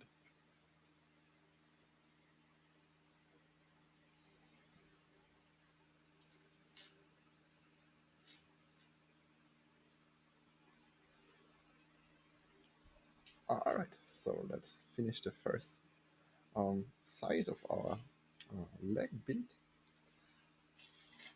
I also have to say, like, the ATST from the Hoth line was, in my opinion, one of the best sets that came out in this sort of aspect. Um, I also think this is more fun to build than the actual UCS AT-AT, if you know that one. Um, I I kind of was a little bit not disappointed. I knew what would be coming up from it, but it was still not really the best experience to like build up the leg pieces, because the legs on the AT-AT are just completely the same four times. They are not even mirrored. They're literally exactly the same step four times, and I think those alone were like 2,000 parts or so, just like little gears and stuff, all in like really weird colors, because the moment you open this up, it is just a mess of different colors. It's like they just use up whatever they had, just because it wouldn't matter at all, because it's just such a big build, I guess. It's hilarious. What was the purpose of? You mean of the smaller thing, or the bigger ones? I guess both of them are just um, used to attack the rebel base. But I guess the AT-ATs actually were the troop transports, where these things here are more like just attack vehicles, I guess. So they are also having a little bit more weaponry, I think, even than the AT-AT in comparison to a certain, but because they have a rocket launcher on the side, and also a double blast, whereas the AT-AT only has four guns in general, but like bigger ones. If I'm not completely knowing the perfectly like which sort of lore these vehicles had, to be honest. Um, so I think from what I've read, so there is a book around for these sort of vehicles. I think it's just Vehicles of Star Wars, or so what that is called. It explains basically that these were like the support vehicles. They could also be like transported in the AT-ATs. Um, have, so the AT-ATs are just like these things. Let me just show you the copy image address and see if we can show you. Yeah. So it's just basically these giant things here, which in the lore, it's said that they can transport an ATST in the middle of this sort of main structure. I don't know if my mouse is very much visible, but like the main part of like this upper building, this upper build. And if I can just show you really quickly what I meant with the Lego version of it. The the trouble about this, I think, mainly comes from these legs, all of them being, first of all, they are a little bit too thick for the actual vehicle they want to reassemble, and then also all of this is just so much build up. Like this is like, yeah, it's like 65 centimeters or so tall. Like it's basically, can you see this from here? Like you can see my lower hand from the main camera, and like my upper hand from like the webcam, I suppose, which is like on my eye height. It's really around this height, so it's like, I think 65 or so. It tells us the dimensions somewhere, I'm sure, but it's always a little bit hidden somewhere. Here. So yeah, 69 centimeters in height. Oh no, 62 centimeters in height, and in length, it's 69. So it's like 70 centimeters long, which is like 2 feet. So it's like around 2 feet tall. Yeah, I have that thing. I have that thing standing somewhere. It's in a different room, because it's just very, very bad to display. To be honest, there's like just so many there's just so much space being taken up by that, to be completely honest. um but it's still way easier to display than the Star Destroyer. So the Star Destroyer is just the hardest to display of any of them, just because it's just so long. It's just like a triangle too, and then it's just tall too. So it's just you can put it not really anywhere really. All right. I'm terribly sorry that I spiraled off a little bit. I'm gonna attach the upper part of the adding of what we are building here.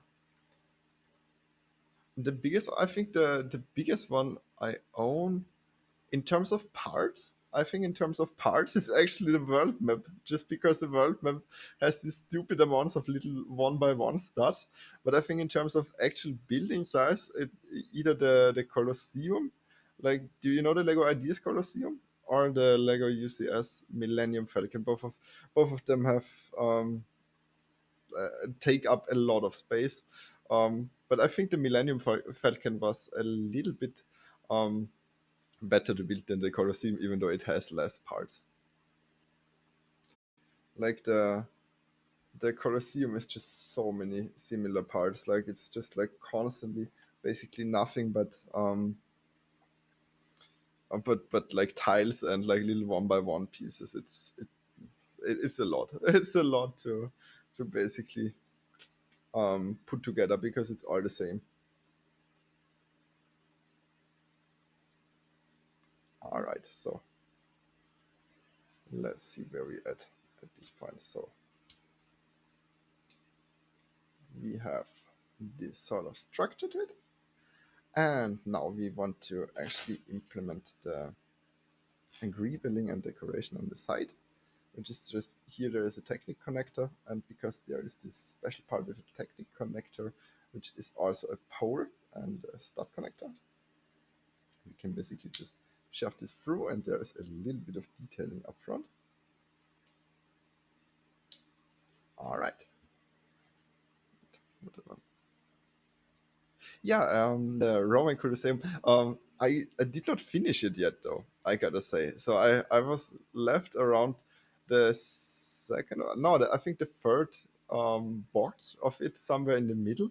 So I'm around step 20 or so. I'm not completely sure. I thought about just finishing that on stream sometimes, because at least then all of the tedious work I can just talk with somebody in the meantime too. Whereas if I just do that by myself, I don't know, I kind of got bored a little at some point, and that speaks tons about it because I actually love that sort of revealing. And it's just at some point it just becomes really very much the same. But honestly, like I've seen how the set looks in person when it's finished, and it's really cool set. Like if you just want to like put on a display piece that looks like really cool, in your living room, I think the Colosseum is a little bit more useful too because it does not take up so much of the space. All right, so before I'm putting up the first leg onto the main body, I'm just gonna put this aside and actually build the second leg because I can remember it's just never sitting on the table properly afterwards. That would be awesome. You have a 300 uniform. Yes. I should just try to do a cosplay of something like that as well. I think I would probably enjoy doing certain weird outfits too. Just fitting for the video as well.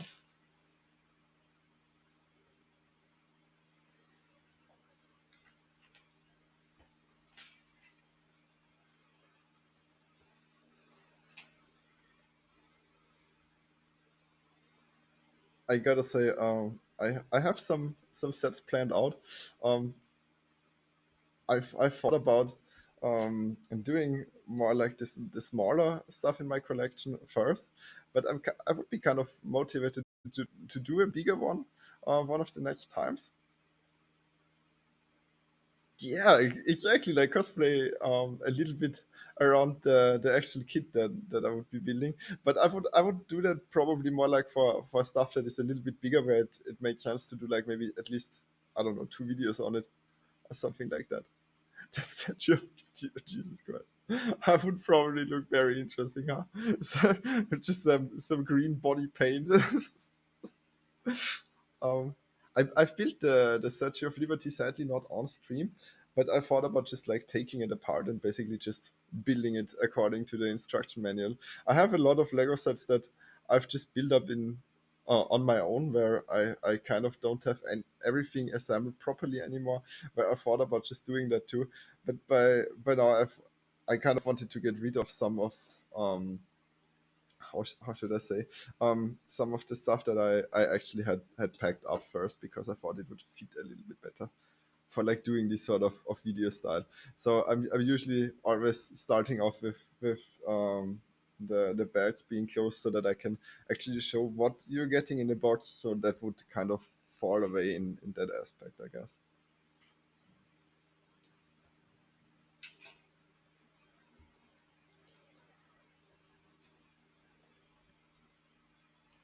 Oh, by the way, I didn't even mention. So I put up another one of these greebling plates up here, and they're just being put up on this side of the leg. So usually they put it up once it is attached to the main part of the body, but I just wanted to do this first, so it's a little bit easier to keep it on the side than actually um, putting it onto the build when it's just all tilting around then at that point. And now we are just switching to the second side of the build. So basically everything here is mirrored in this step.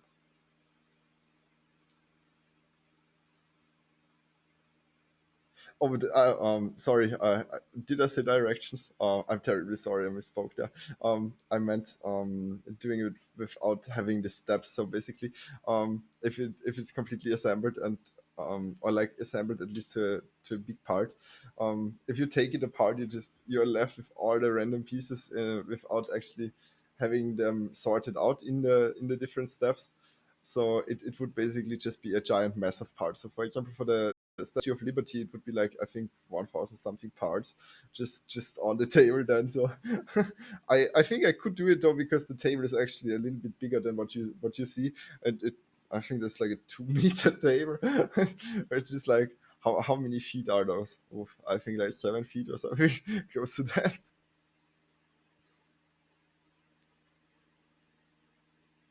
No, I'm totally common, I swear. I would speak of myself as a little bit a little bit on the weird side, to be honest. If anything, if anything, I would rather speak of myself as just some weirdo. But I very much appreciate what you say.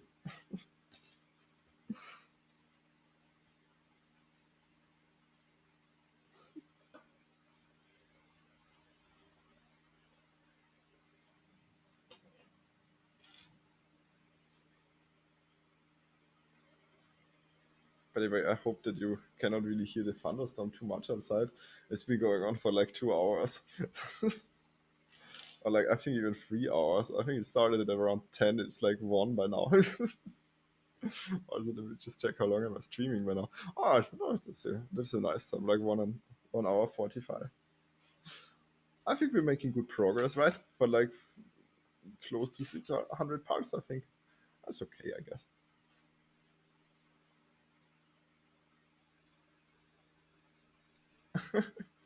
All right, please be careful, Jesus Christ.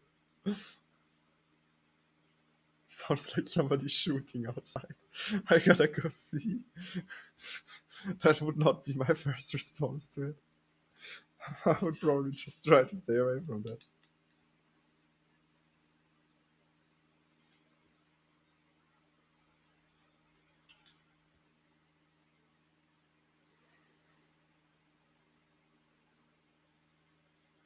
Terribly sorry.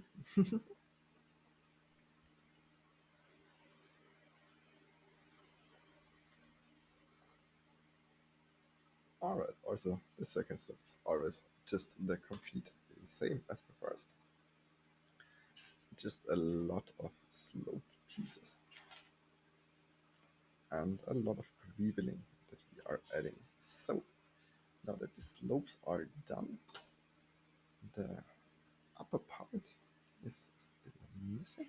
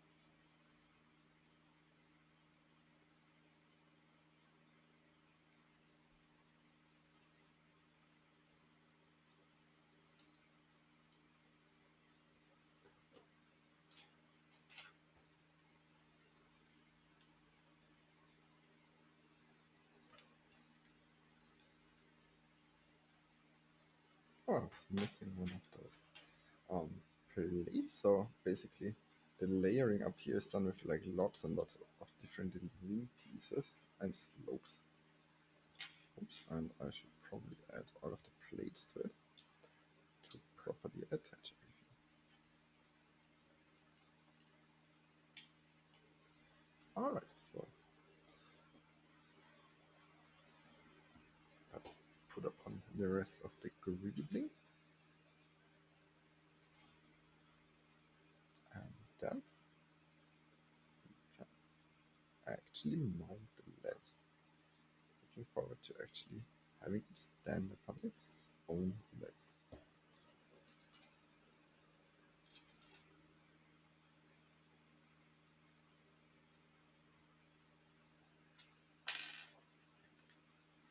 The implementation of this dark blue-gray sort of droid body that they have for the leg design, I think also is quite a nice feature, together with this little robot hand in the back, just for basically making it look like it would be a little connector piece that's I don't know, piping or something like that. All right, let's attach the lift arm.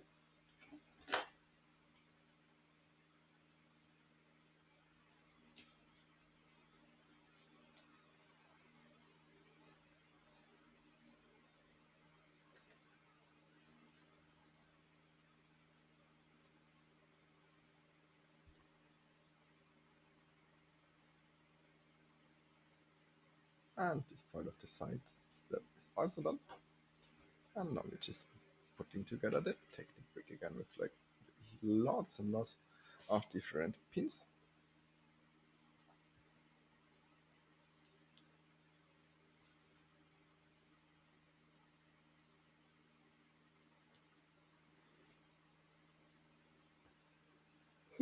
Terribly sorry.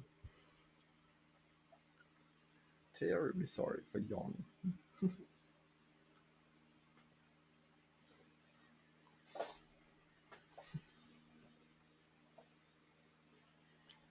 So the camera bit's a little bit more in the middle. So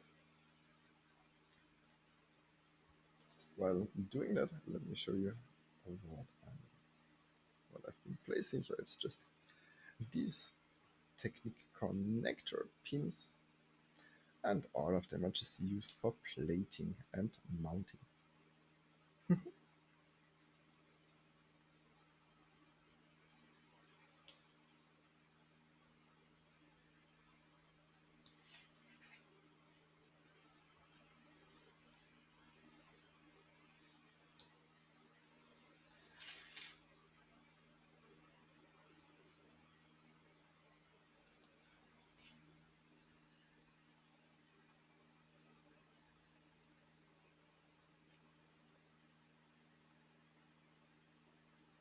So it's getting tiled off, as mentioned, with light bluish gray plates, or like tiles basically. Sorry for mispronouncing or calling that. And on top there is a little bit more grooving with like different sorts of connector pieces, tiles, and also slopes.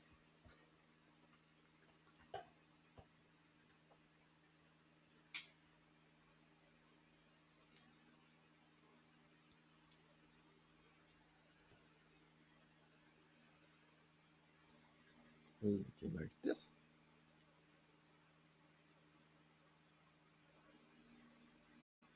And now we can just add it to our main bit here.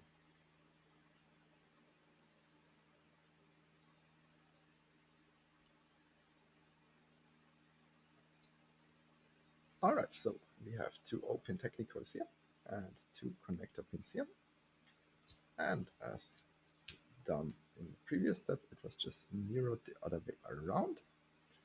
We are now being able to attach all of this. And it's a rather sturdy connection because it's a bunch of Technic pins.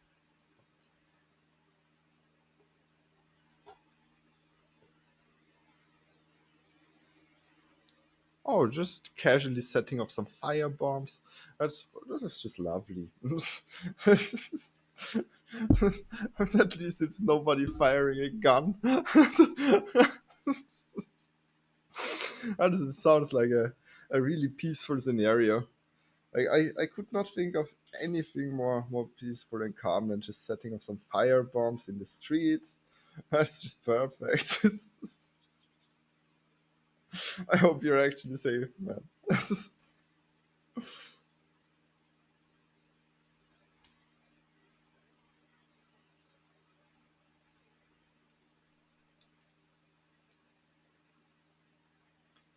kind of crazy to hear that that's even possible. Like, is it? How late is it right now? We take the best of two evils. So I guess it is a little bit of a loaded topic with these sort of elements at the moment. I guess like guns and bombs. It's 7:30 p.m. Nice. This is perfect. So it's still time of light of day too. Like, are they just lighting up fireworks? Like, some firecrackers or some stuff like that as well. Just casual in the streets.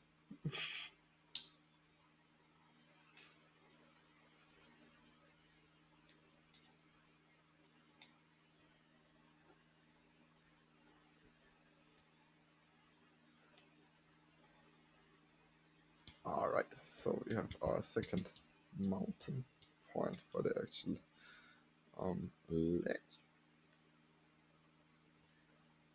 And now let's put the second lift arm together.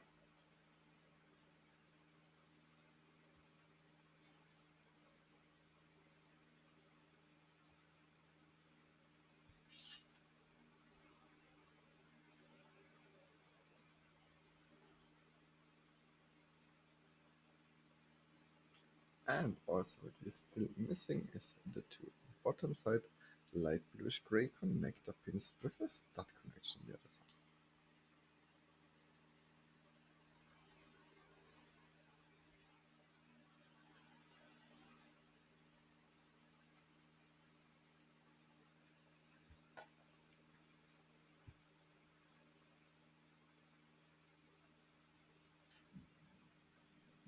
It's looking like this at the moment. And it will be switched down after we add the second mounting brick here in the back. By the way, I also just realized I have not actually added it to the other side. So it's probably good that we are putting this together in this way. Yeah, that's because it's I was shooting at the cornerstone.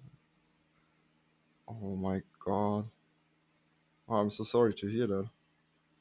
Oh, that's dangerous as hell. There was a shooting at your local corner store. Oh, Jesus Christ.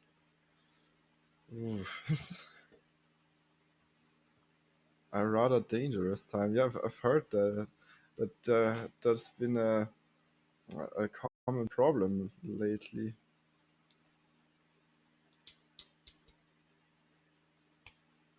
Very sorry to hear that.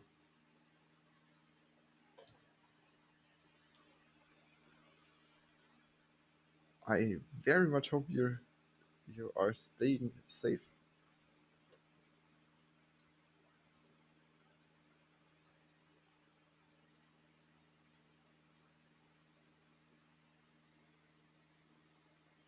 Yeah, that's probably a good way to handle it. Is just staying away from trouble too, I guess. Like, it's just I could not even imagine. I don't know how I would act in such a scenario. I don't want to say I would act in any proper way. I would probably just be very scared, to be completely honest.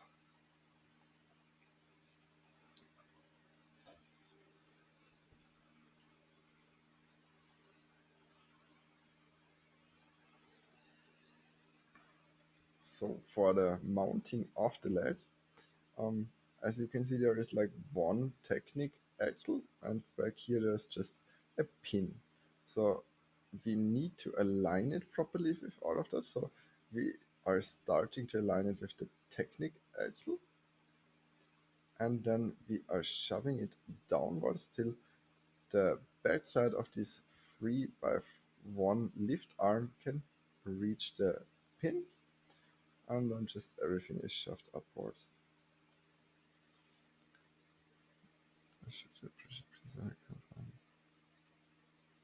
Yeah, I very much understand that. Um, yeah, taking peace for granted is something that is not very easy to do nowadays anyway. Um, to be honest, but I could not imagine like the risk that sometimes involves. To be honest, like um, yeah, it's just sounds very tough. Being completely frank.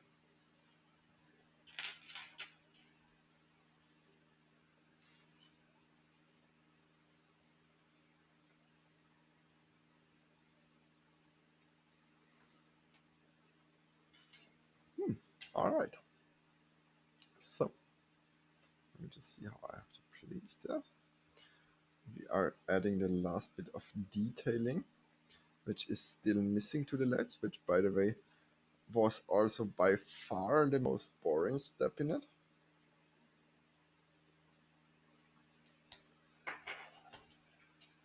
But I don't want to mention it in too much of a negative way because it's just not really negatable to be a little bit boring. It's just like you have to build it twice.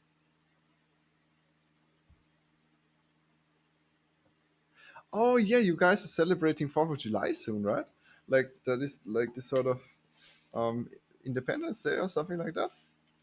They're starting early. It's like with New Year's, where they are allowed to shoot rockets from like the 29th to the 1st or so on. And just because they are allowed to do it, they're just constantly like shooting a bunch of rockets then every single night without any sort of reasoning to it. And I mean, usually I don't mind it. It's just that we are having it. We have a dog, so it's always kind of. I feel terrible for the animals that have to listen to that because it's like so much louder for them too. But don't get me wrong, I don't want to hate it all on fireworks. It can be fun if done properly, as long as nobody endangers anything.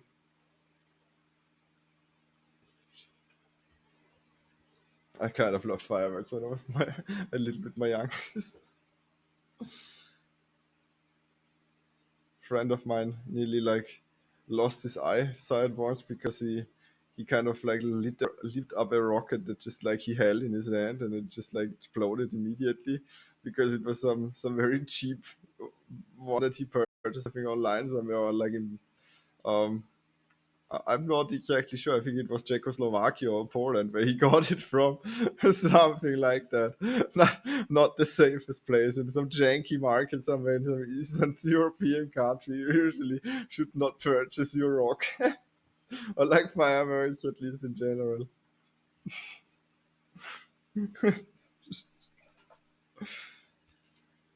I guess for I don't even know what would be a good comparison to that. Like it's just kind of a joke. Like the sort of things that um you hear about like how dangerous this sort of stuff is when purchased from like sketchy dealers that just like sell you very like badly made fireworks that can be like quite dangerous to the actual user. Here's the this one instead of fireworks now, but the actual 4th of July and New Year's they shoot their guns into the air.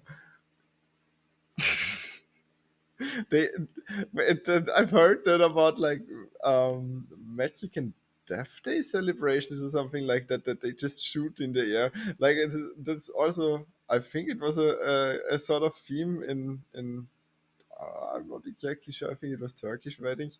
Um, but it sounds kind of dangerous to just shoot into the air because, like, yeah, I mean, gravity exists, and at some point, everything that you shoot up in the air will come down. So there's the actual people that shoot guns in the middle of the city and just like wait, probably until that comes down again or what. That sounds horribly dangerous.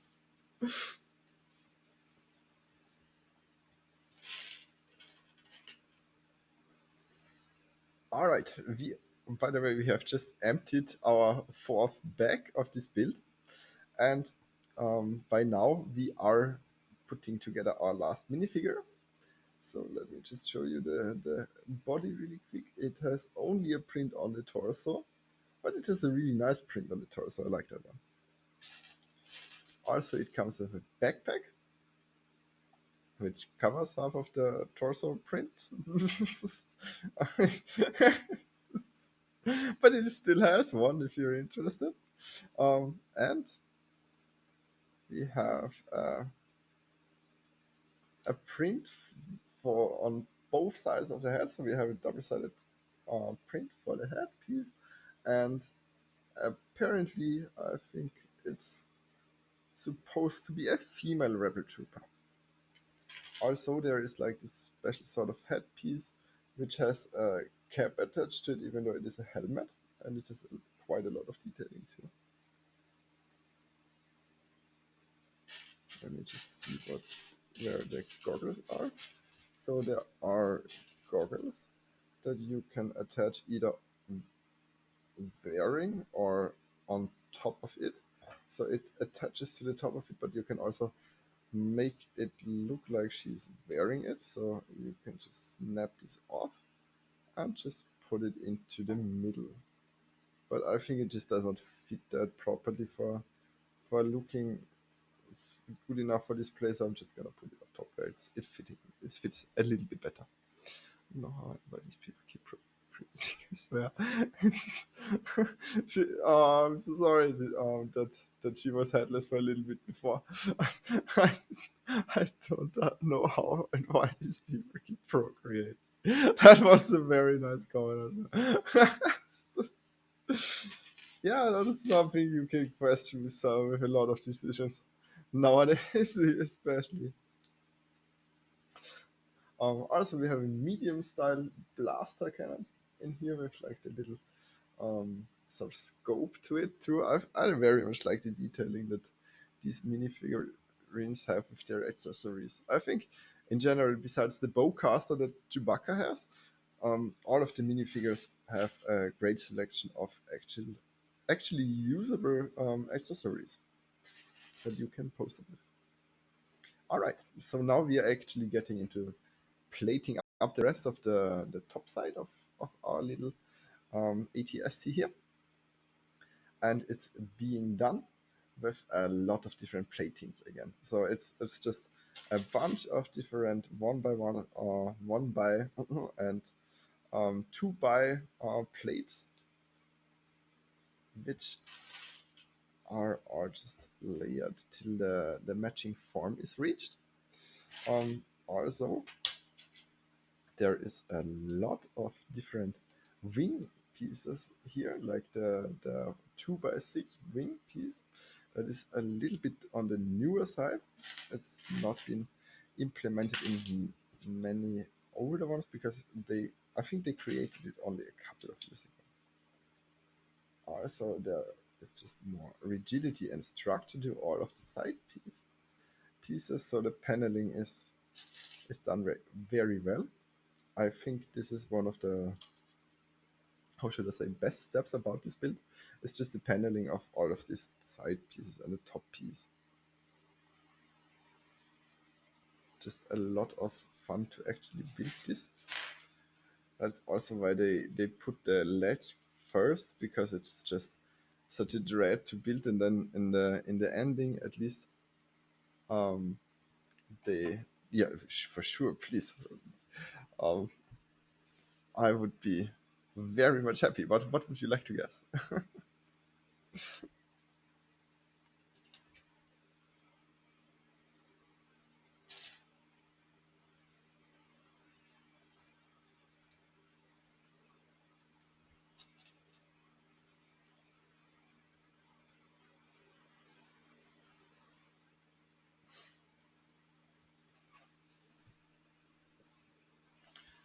Yeah, actually, interesting question. Yes, I will say my favorite color is in the spectrum of blue, definitely.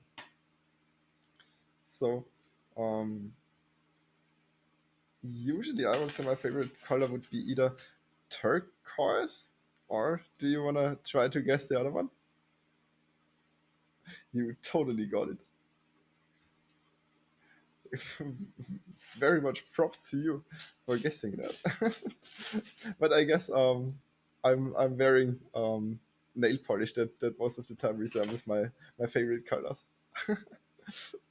So I gotta say I really love turquoise and purple because it's just such like I don't know, it's just such awesome colors. To me, I just love them.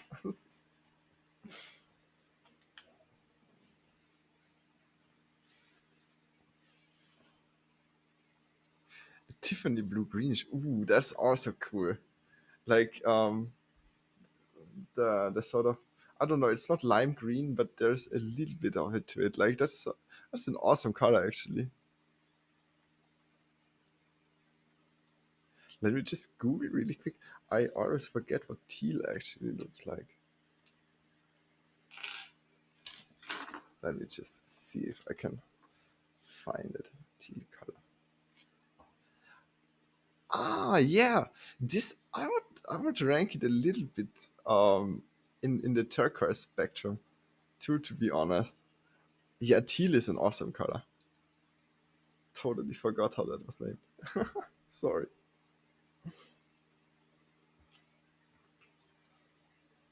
Also, by the way, we have the side plating progressed a little bit further for the one side, and now we're just giving it a little bit more rigidity to it.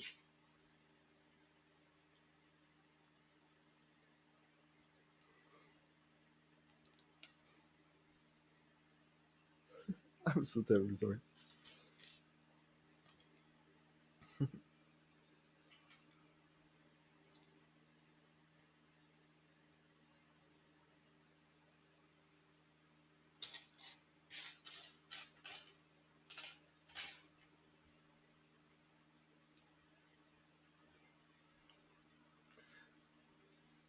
Probably the most mentionable piece in this step is this sort of cornered plate, which can be used quite well to actually give builds a lot more structure and rigidity. And besides that, there's also a lot of layering being done with other plates.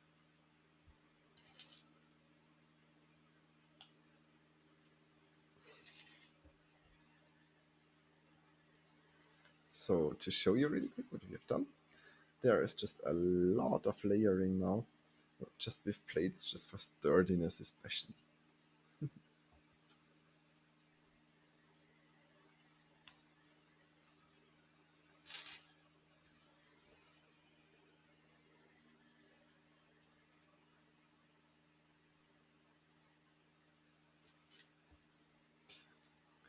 What are you gonna guess? What are you going to guess now?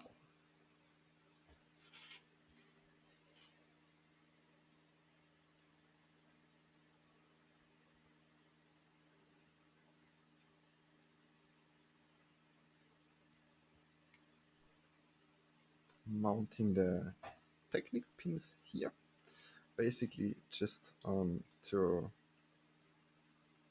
put an angle to it from this side. So there's a hinge connector piece here, which can be tilted off.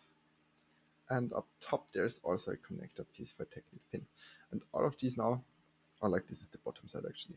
Um, all of these now will be made structurally a little bit more rigid by putting slopes to them.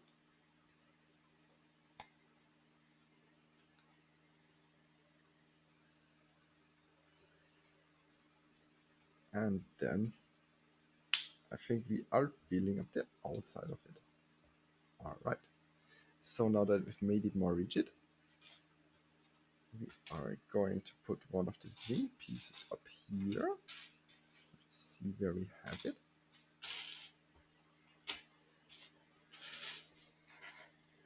Here we go. Let's turn it around, and now it's just the outside plating and greebling.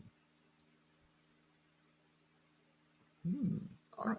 So, I appreciate organization more than chaos. You like to have it already see fit. Do I appreciate organization more than chaos? And she like fits in order to see fit versus having things in chaos and being comfortable. Um, I gotta say I like order a lot. Yes, I I kind of sometimes a little bit sadly, how should I say, um a little bit lazy with implementing um sort of a good order to something, but I can appreciate it a lot. Like I always want to make everything more tidy and want to bring order in it, but then sometimes I just realize I'm struggling with it a little bit and not realizing it completely.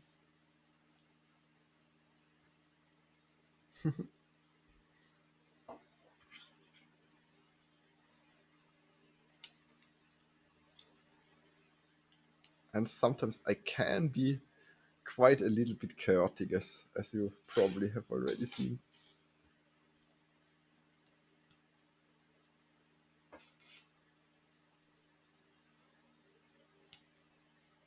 All right, so this is how the side paneling looks like.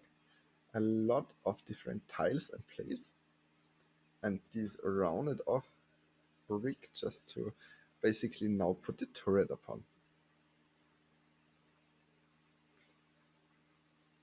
First, though, we are actually adding this part here with the Technic pin.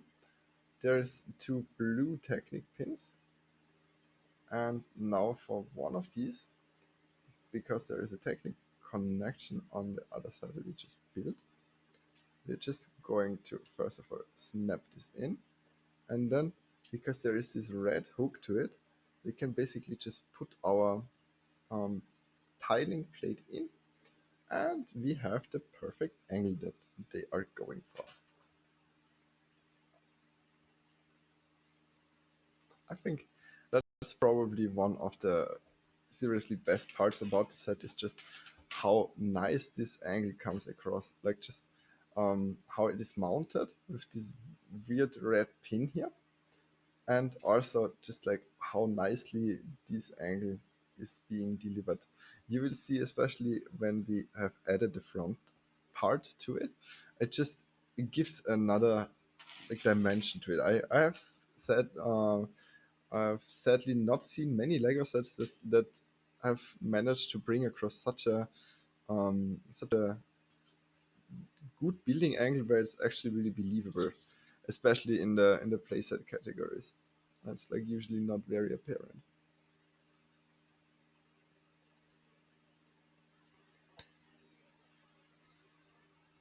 By now, I'm just putting together the other side. So now we are already basically in the finishing process of it. So we just need to finish this side. And after we actually put upon all the plates here, we can continue on with just more of the greebling first. We have to make it more structurally integer first by just putting up a bunch of plates in the on the back side of it. Seeing new things experience new things is much more appealing to redundant consistency. Yeah, I completely agree. Like that's probably one of those things that I had to change in my life the most. Like I kind of get get sometimes frustrated in, and I don't know like how I process in life and like what I'm doing, and if I'm feeling like I'm just standing still and I'm doing the same thing for too long, that's just not like really leading me into anything. I get kind of frustrated with me, and then I totally just try to improve on that aspect and like try to find something different that makes me more happy. Yeah, totally.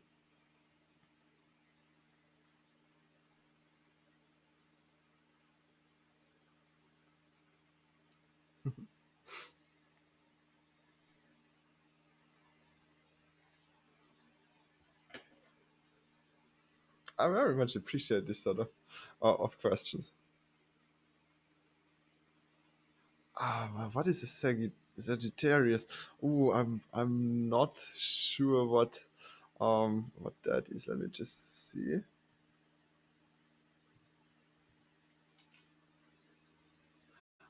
Oh, so sorry. I'm just sometimes needing to check what that actually is in German, just because I don't know all of the star signs that well in English. Um, I I gotta say I think I've heard that from some people already, but I am actually, I think, what is it called? I think Capricorn is what I'm looking for. Yeah, I'm actually a Capricorn. So, but just because I, I'm born in like, oh, I'm losing some parts. Terribly sorry. So I'm born in the end of December. So it's kind of how should I say, um, a little bit of a problematic date for having birthday. It was always the same time as Christmas, and nobody ever had time for anything because everybody always was gone on some sort of holiday. I should have just lied a little bit around her. Sorry, but then at some point maybe I'm posting my actual birthday, and then you're like, but you lied to me. And I don't want to. Like I mentioned, I appreciate honesty more than anything else. But don't feel like you have failed anything. Usually I gotta say, like, I'm not very well read on the subject of astrology. So I don't really know what are the different star signs like imply in terms of personality, to be completely honest with you.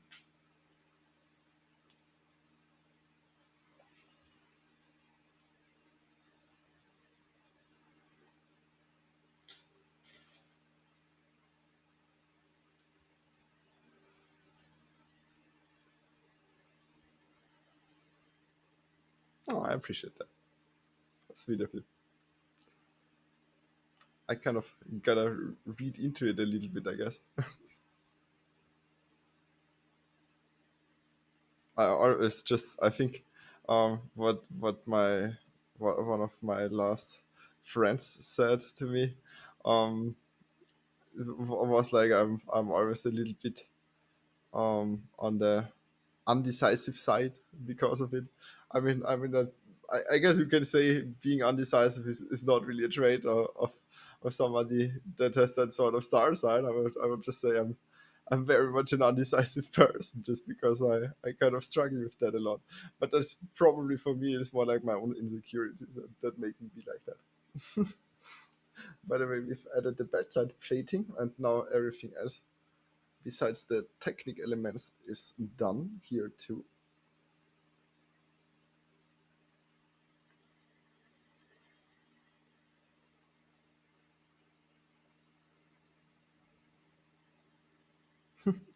Oh, that's a cool description. Thank you for posting that.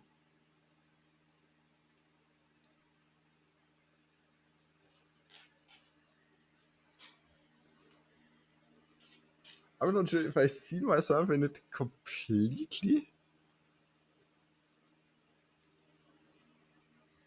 but I definitely would say I'm a motivated person. I always like want to strive to better myself.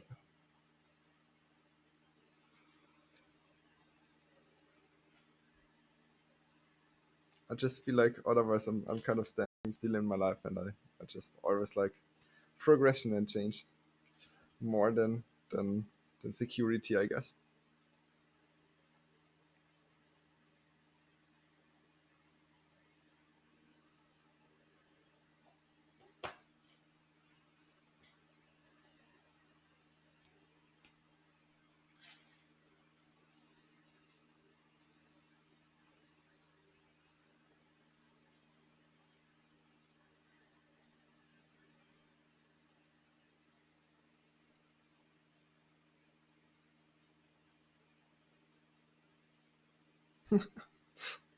Well, I'm definitely very, very shy. That's true.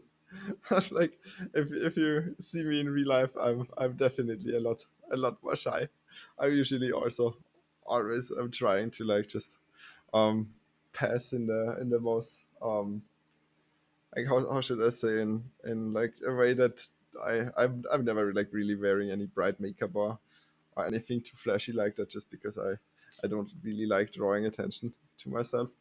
But I just really like doing it for myself sometimes. So that's why I also, like, when I stream, I sometimes am trying out new combinations, and I'm trying a little bit more makeup.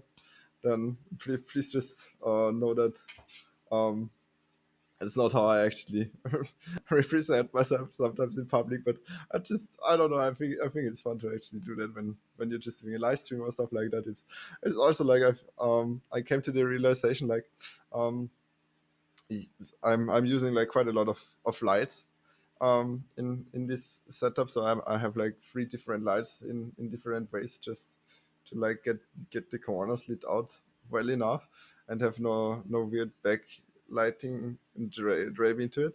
But at the same time, it always like darts out everything. So um, I think even the pink that I'm wearing as lipstick today is still like a lot less vibrant on the actual camera screen than it is if I look into the mirror to my right, which I usually just use for my makeup. It's a lot different in terms of color. I feel like. Go on. Video and I'm trying to, because people can tell you go on.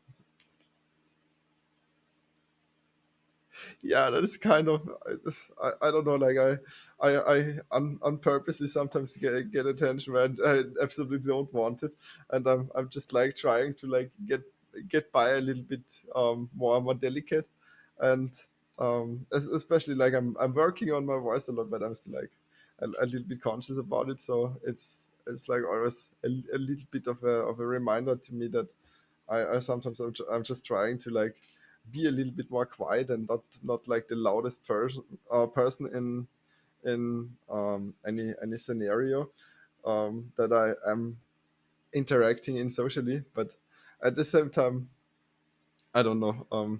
Maybe I will get more used to it over time. I'm struggling a little bit with it at the moment.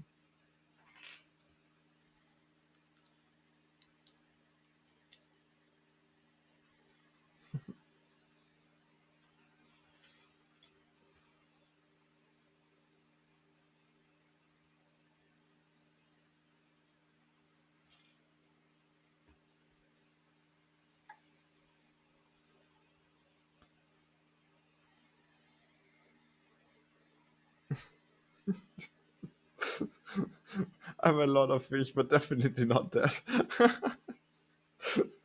I would call myself more like a weirdo. That's probably the best way I would describe myself. But it's very nice of you. So, I finished the second side's plating now too. Like, all the tiles are up, and I think, yes, now we can just add the second side to our build and make the form assemble what we actually wanted to do with it. All right, and now the form actually takes up shape. Let's mount our minifigurine while we are having space to do so. I'm also putting in the little accessory pieces here to the side where they are supposed to go. And as mentioned, because there is like this little brick link up here, the minifigurine can just basically be hooked onto it, and it's secure and sturdy.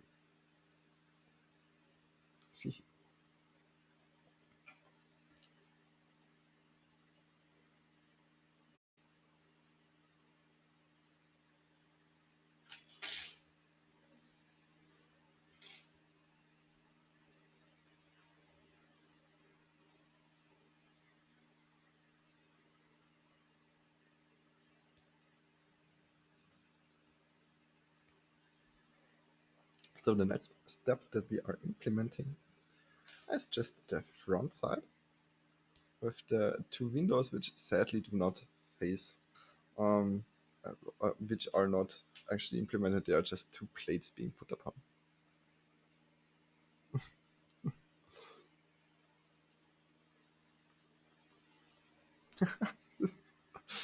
Nice one.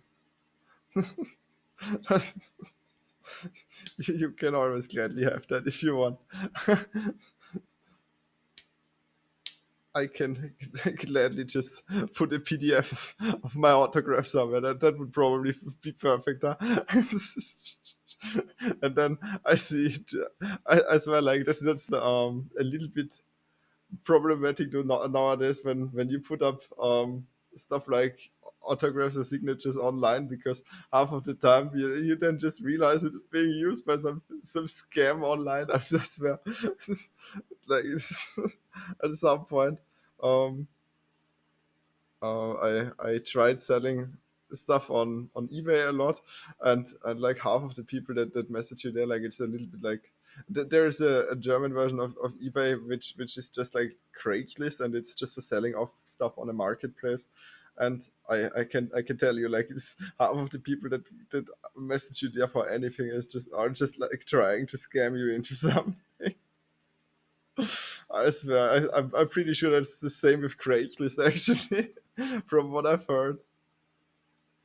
Like, I swear to God, like, every time I go on that app, like, at least two out of three people are are either looking really weird, are asking you about a very ridiculous price that nobody would actually accept, or best of all, are just literally trying to scam you.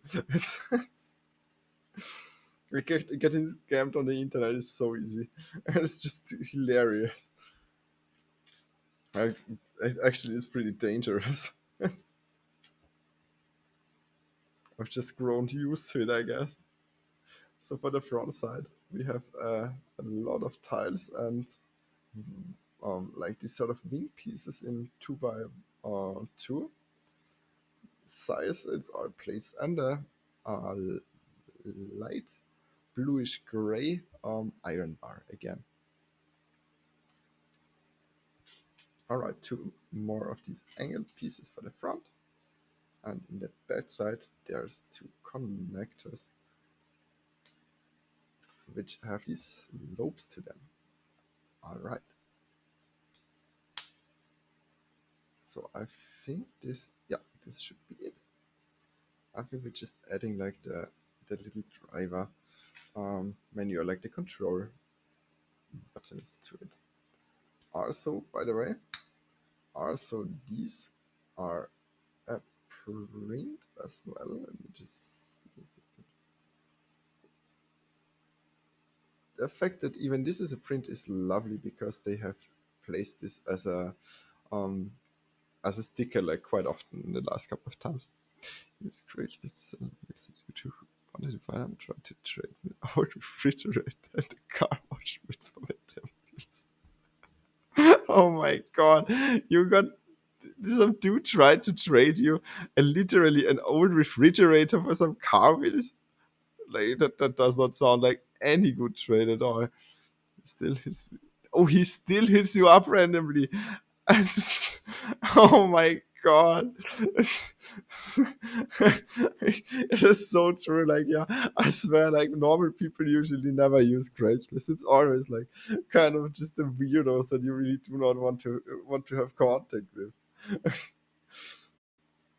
I swear also said I think I've used like the sort of version of that of Craigslist, just like the German version of it. Basically, it like whenever I get a weird call, I just know exactly why I get that weird call, and it's not just like weird calls for somebody. I mean, one time I think I just literally got somebody calling me. I picked up the phone, and it was nothing but some weird as creepy voice breathing into it, like heavily breathing into it, and I was just like, hello, okay, maybe not, goodbye. So I was like, you never know who you're actually talking with, and like in general, it's like always be as skeptic as you can with these people, I gotta say.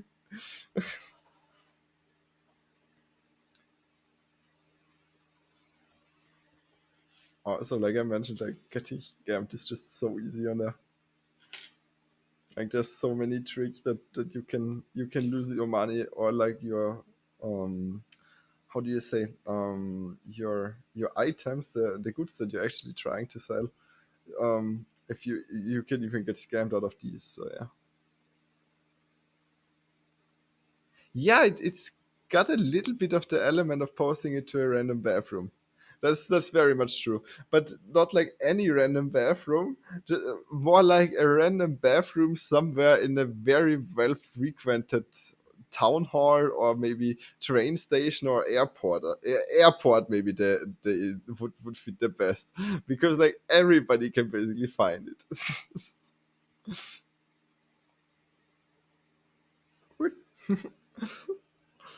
All right. So, as you maybe have seen, we added the first of the weapons to the right side. It's like this little rocket launcher, I think, and also our minifigurine is already in there. All right, let's go for the other one.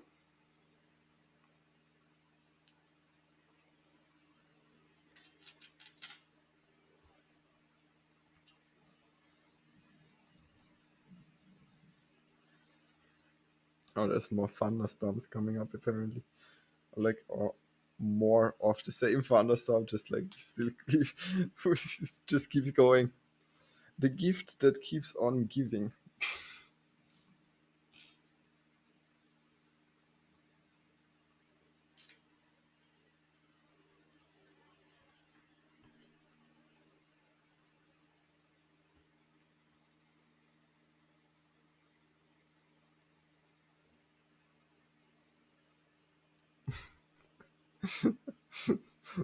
Oh no, I don't mind it if you. I actually I very much appreciate having these interactions in the chat. I don't feel like distracted at all.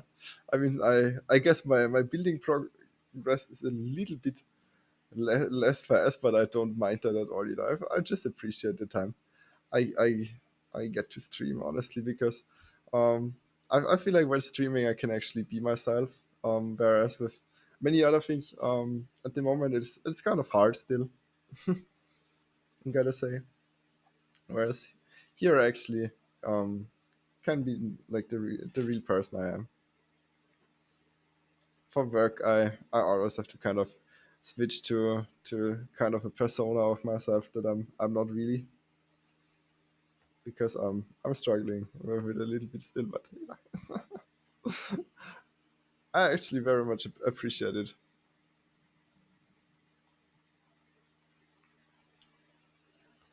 I think these sort of conversations actually are what make streaming like so much fun.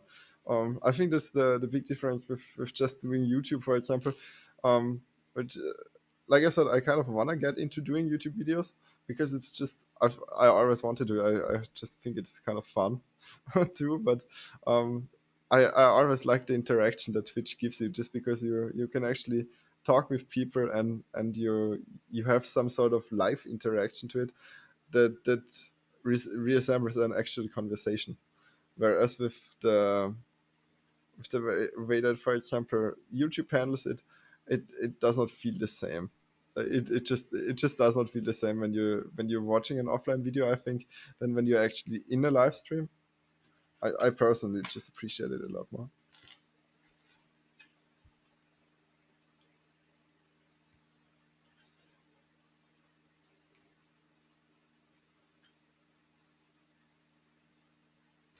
All right, so before I put together the last piece of our build, let me just show you the other side with the turret. I think the other side actually looks really cool too. I appreciate this one a little bit more than the other one.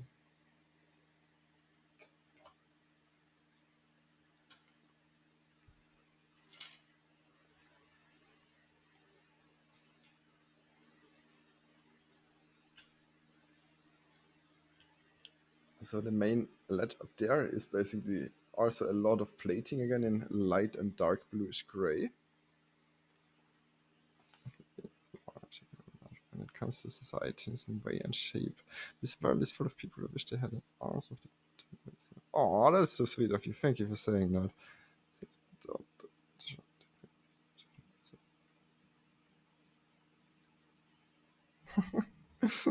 That is a great way to look at that. I very much appreciate being able to read that. Thank you.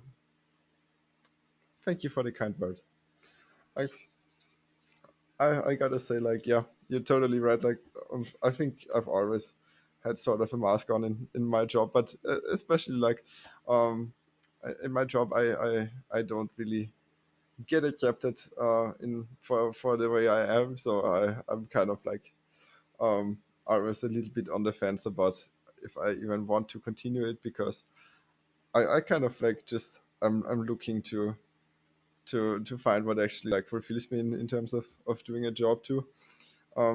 Because I don't know, it's I've been struggling for a couple of different um ones where I've just like gotten into it by just like training myself on some program or some subject and then basically just worked off from there. Um, but I'm reaching a point where I also like kind of really want to get into this sort of field that I'm actually studying. But nonetheless, I'm at least finally close to finishing a study rather soon. So I'm very much looking forward to that too. It's been a dreadful situation for some years by now.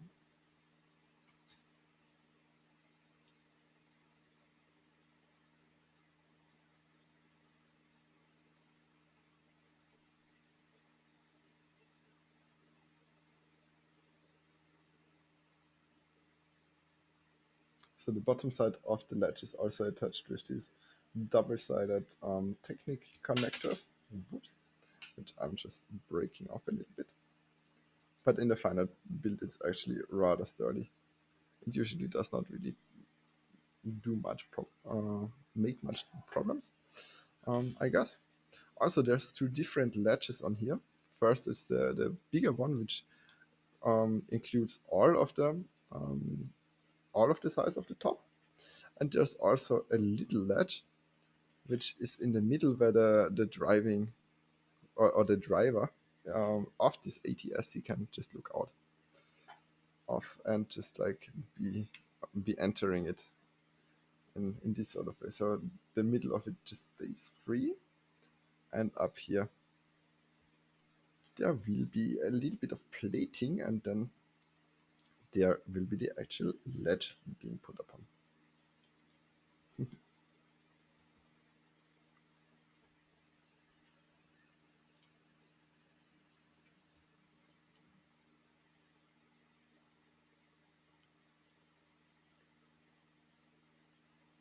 All right, so on the top side of it,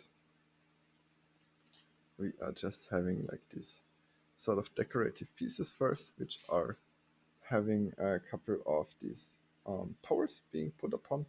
That's just another bit of random greebling to it. Where we are.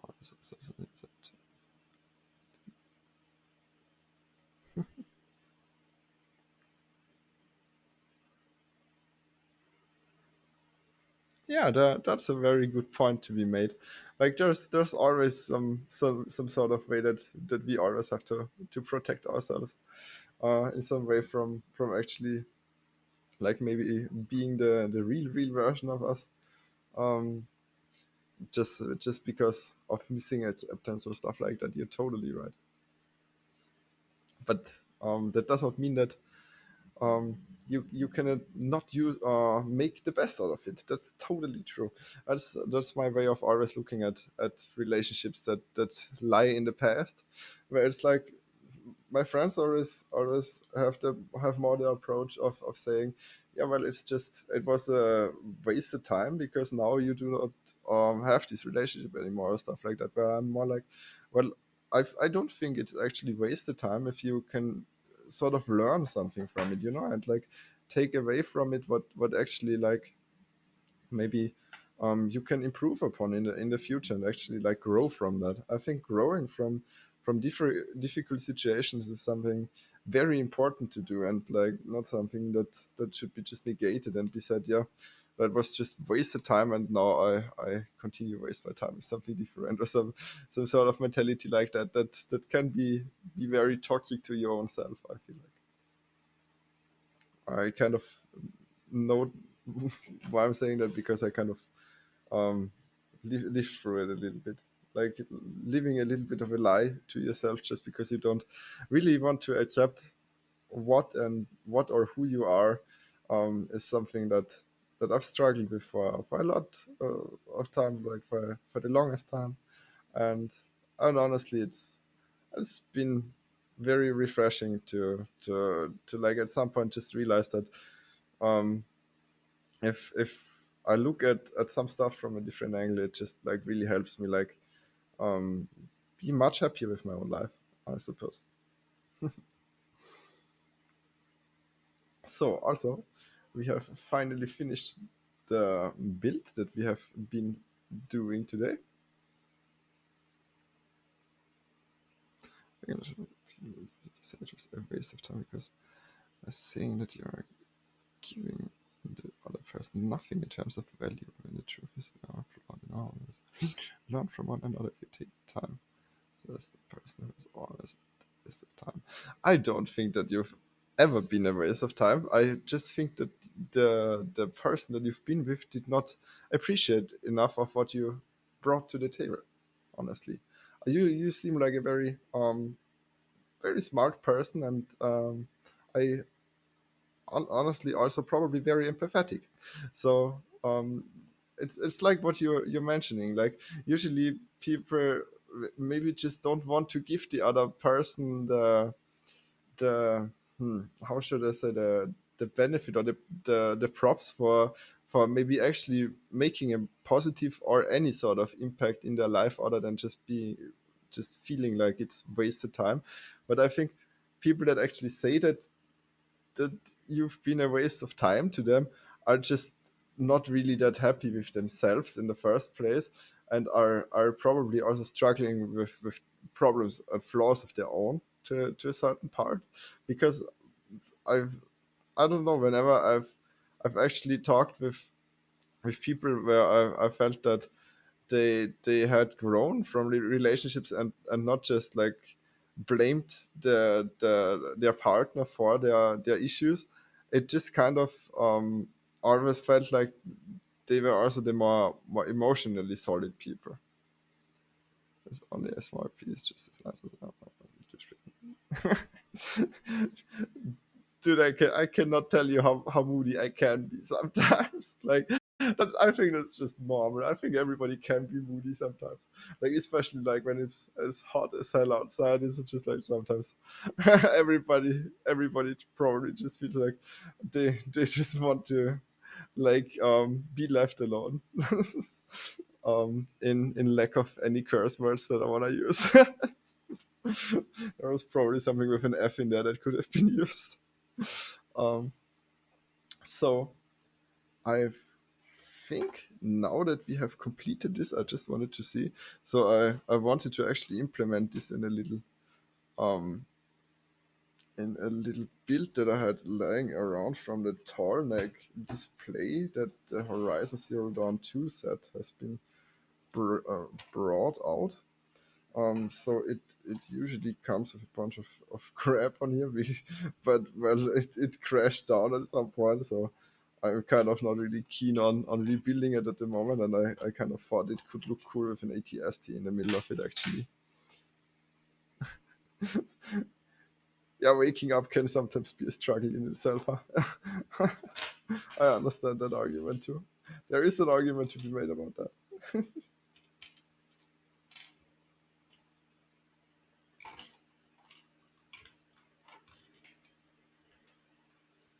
All right, so I'm just taking off the parts that I still have not had the motivation to actually clean off before.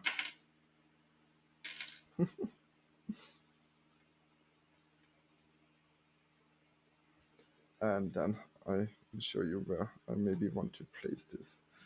So let's just make sure that this turns out to fit a little bit better. Like maybe just switch the angle of it a bit more.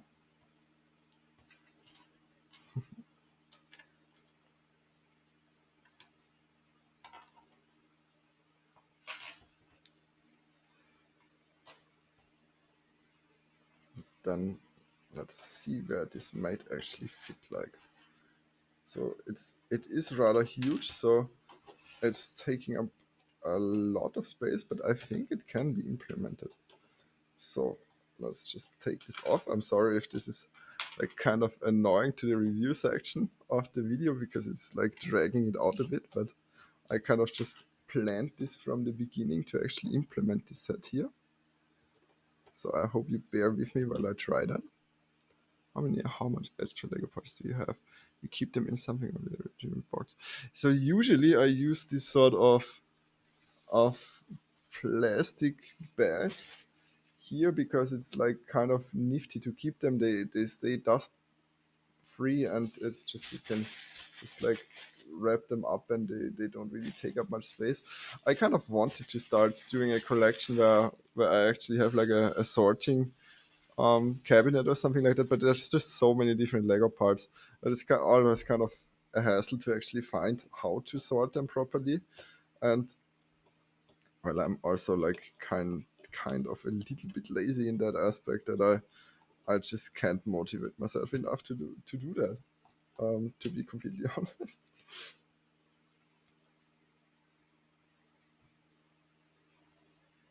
All right, so let's see if we can actually move this a little bit down.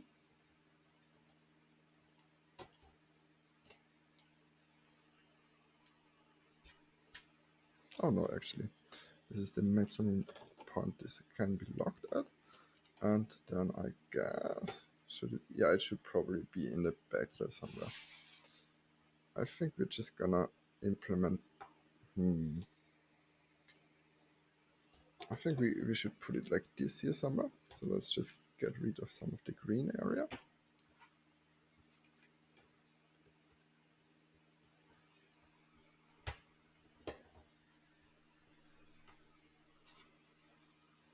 I gotta say, like, I have a huge mess of like spare parts lying around in another room just because, yeah, well, if you collect this stuff, it's like a bunch of stuff sometimes, and it's just not really that usable either. Like, especially the one by ones that you get with each of these sets, like usually they are not really something that you need for many things. Like the accessory parts sometimes are very nice, but there's just also parts that are never like useful at all.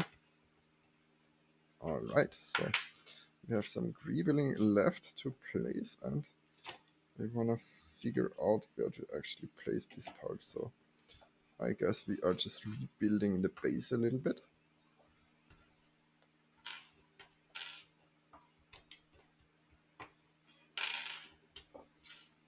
And we're gonna add all of this back on to the build and the end of it. I'm just getting rid of it for now because I want to create a little bit of a layered effect where it looks like it's actually stepping on something.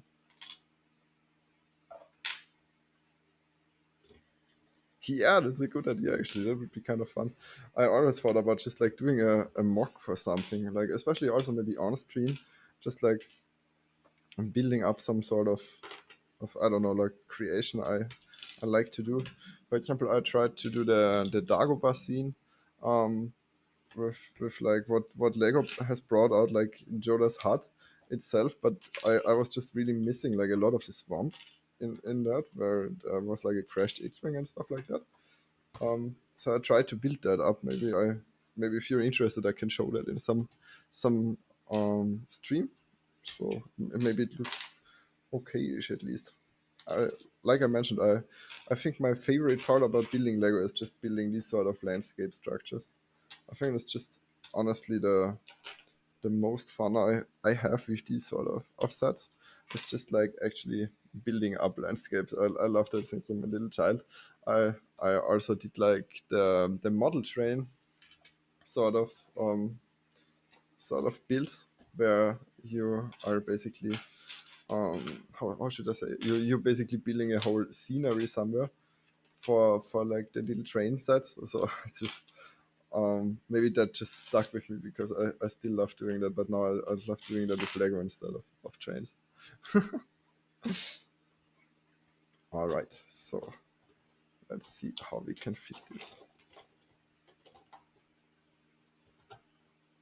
because we actually want to see to have it in a way that actually holds up rather well.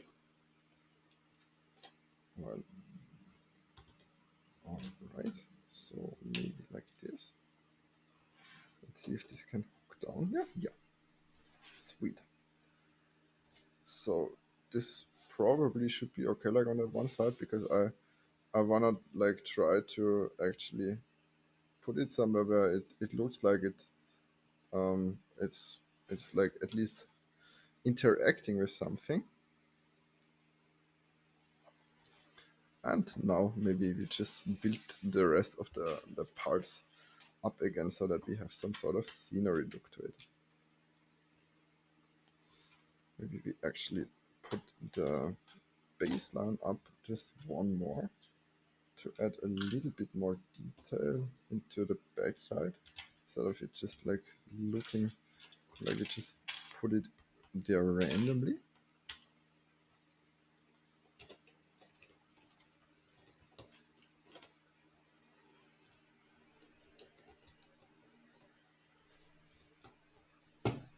Alright, so this hooks down and gives it like a little bit of stability already. And now we're just implementing it.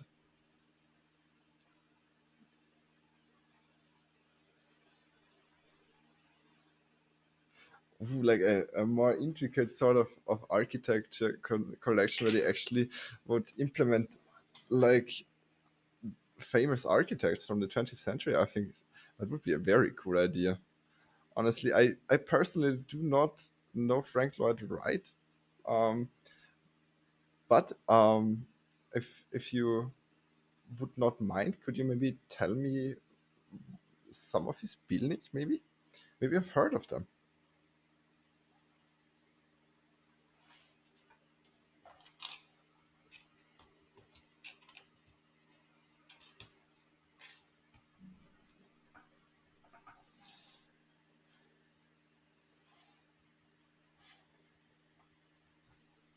All right, so let's build up the side pieces a bit.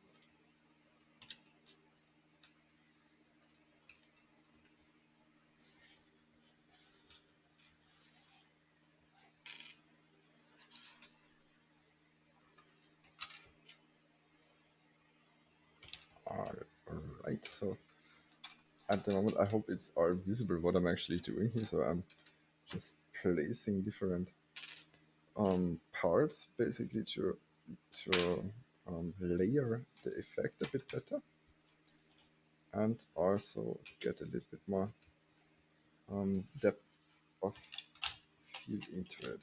So also it gives rigidity to everything around if you just add a lot of this sort of slope pieces and stuff like that.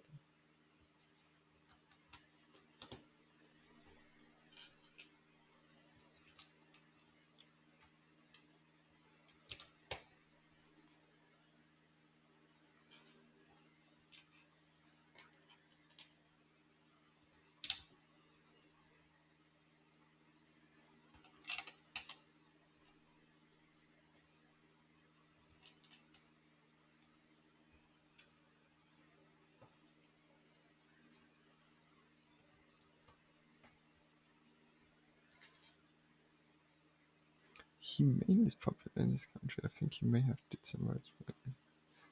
It's other countries. Yeah, I've heard of the Guggenheim Museum. I definitely have. That's a very interesting building. So that's from Frank Lloyd Wright. Okay, very interesting. So I've learned something in this stream. How awesome! Thank you so much for teaching me that. That's so cool. That's a very interesting building. Like I love the Guggenheim Museum. That's one of the things I always wanted to see. Like I always dreamt of visiting the States, and I totally wanna visit New York at some point just because it's such a cool city. And that would be a definite visit for me.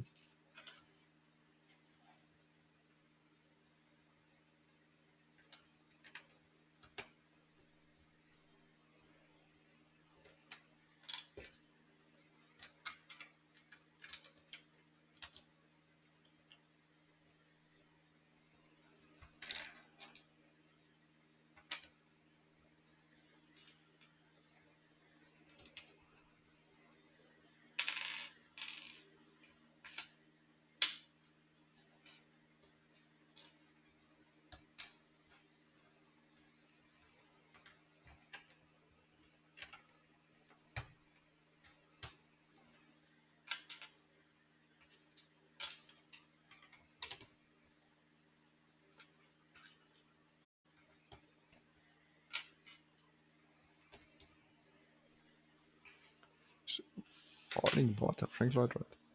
Oh, very gladly, very gladly. Let me see. Falling water.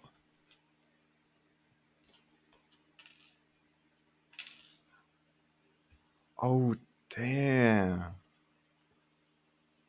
Oh, that's nice. That's very nice.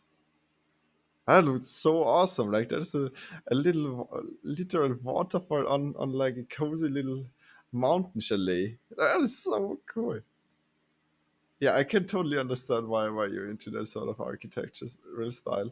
That would be awesome in Lego. That would be totally doable too, I think. Terribly sorry. So I think that's actually such an awesome approach.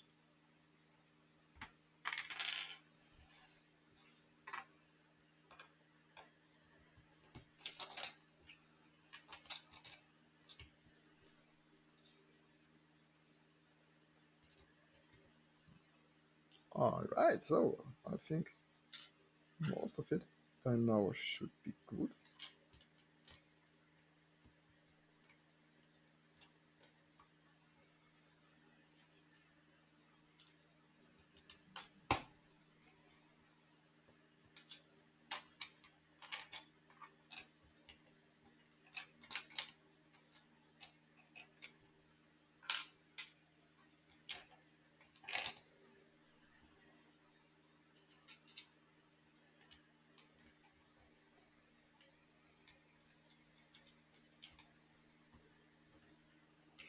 Hmm.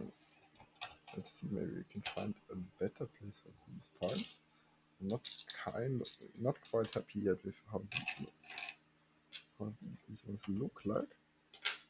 I'm sure there's a better way to place these.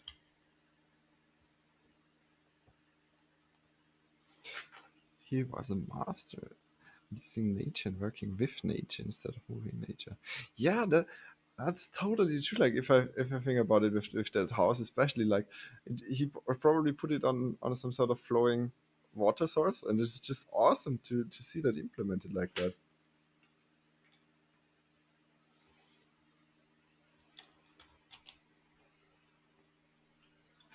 I think we found a space where this might fit properly.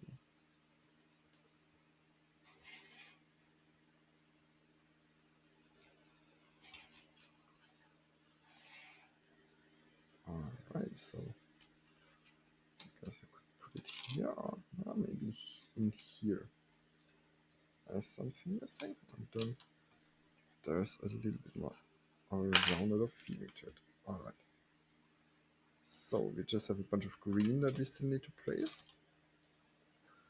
And then we're basically just done. Oops.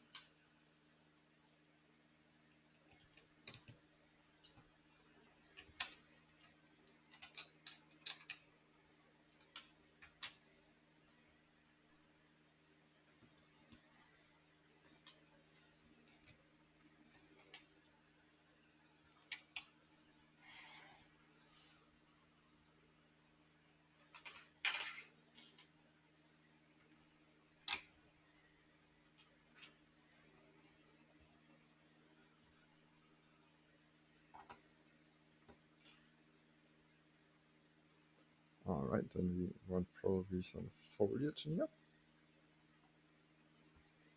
That came around with the original set. I think that kind of looks okay.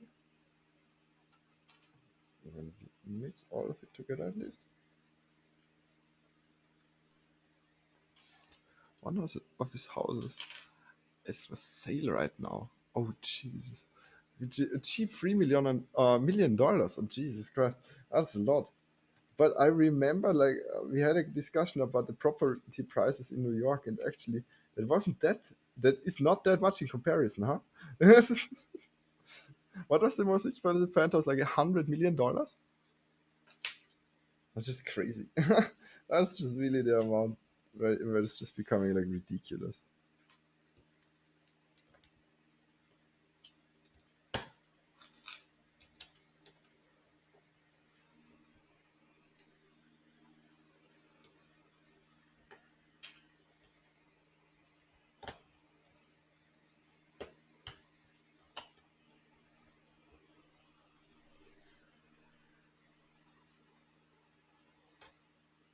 Right, just making some minor modifications to the front of it so that we can actually tilt it upwards properly. Just don't mind me changing the front rows a little bit, just so that it actually connects a little bit nicer, I think. Otherwise it does not have a proper stop connection, sadly. So that is a little bit of a flaw up in the front of the set.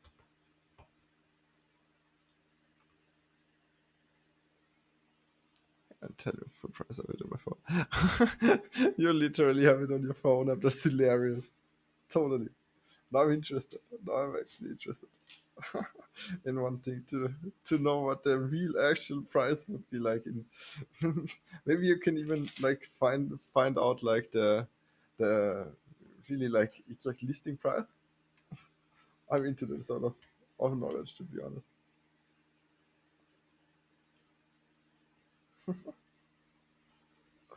Not that I could ever afford it.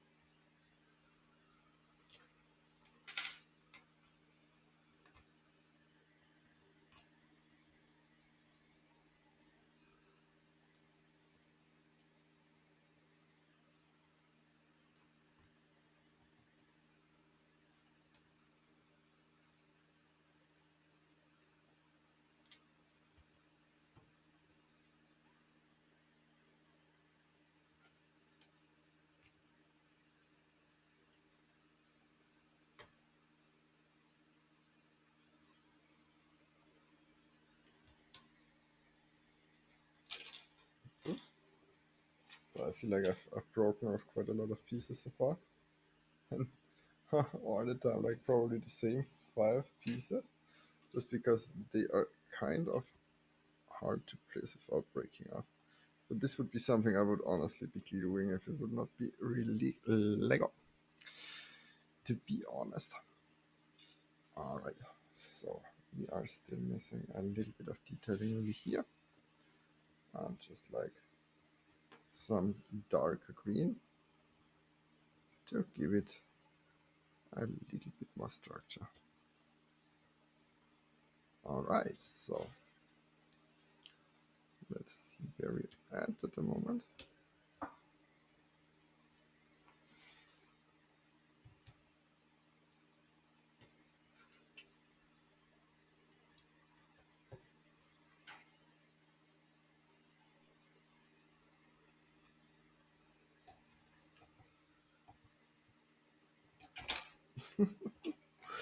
Oops.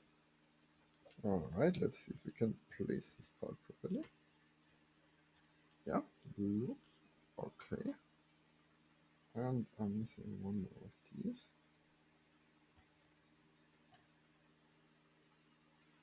Alright, so I think all of the foliage is done. Let's show you. Do you think this looks okay so far, like with the bottom side of it and the feet being placed? Wait a moment. $135 million, 5 bedrooms, 7 bathrooms, 756 square meter condo. What? As I mean, good 750 square meters of condo in the middle of the city sounds like a lot to be having, like, especially like what do you need that for if not like for an office space or something. But Jesus Christ, $135 million, like what?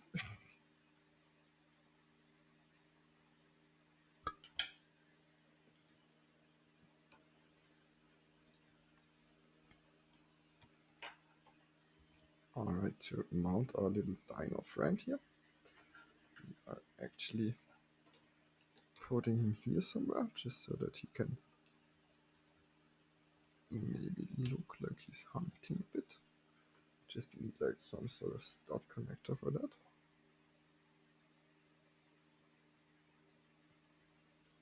Also makes it a lot easier to place.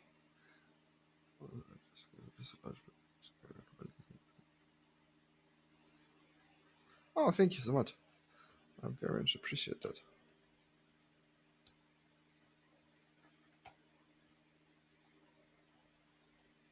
So I'm just trying to like place some of the parts again. And I don't know if I can show you the minifigure if you want. That's the alloy minifigure from the Horizon set, which is probably one of my favorite so far in terms of like actual detailing that Lego has been bringing out this year, because it's one of the only minifigures that has a print on the arms as well.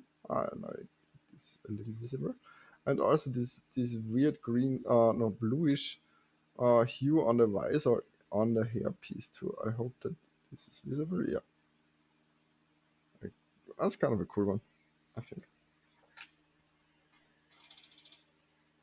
All right, so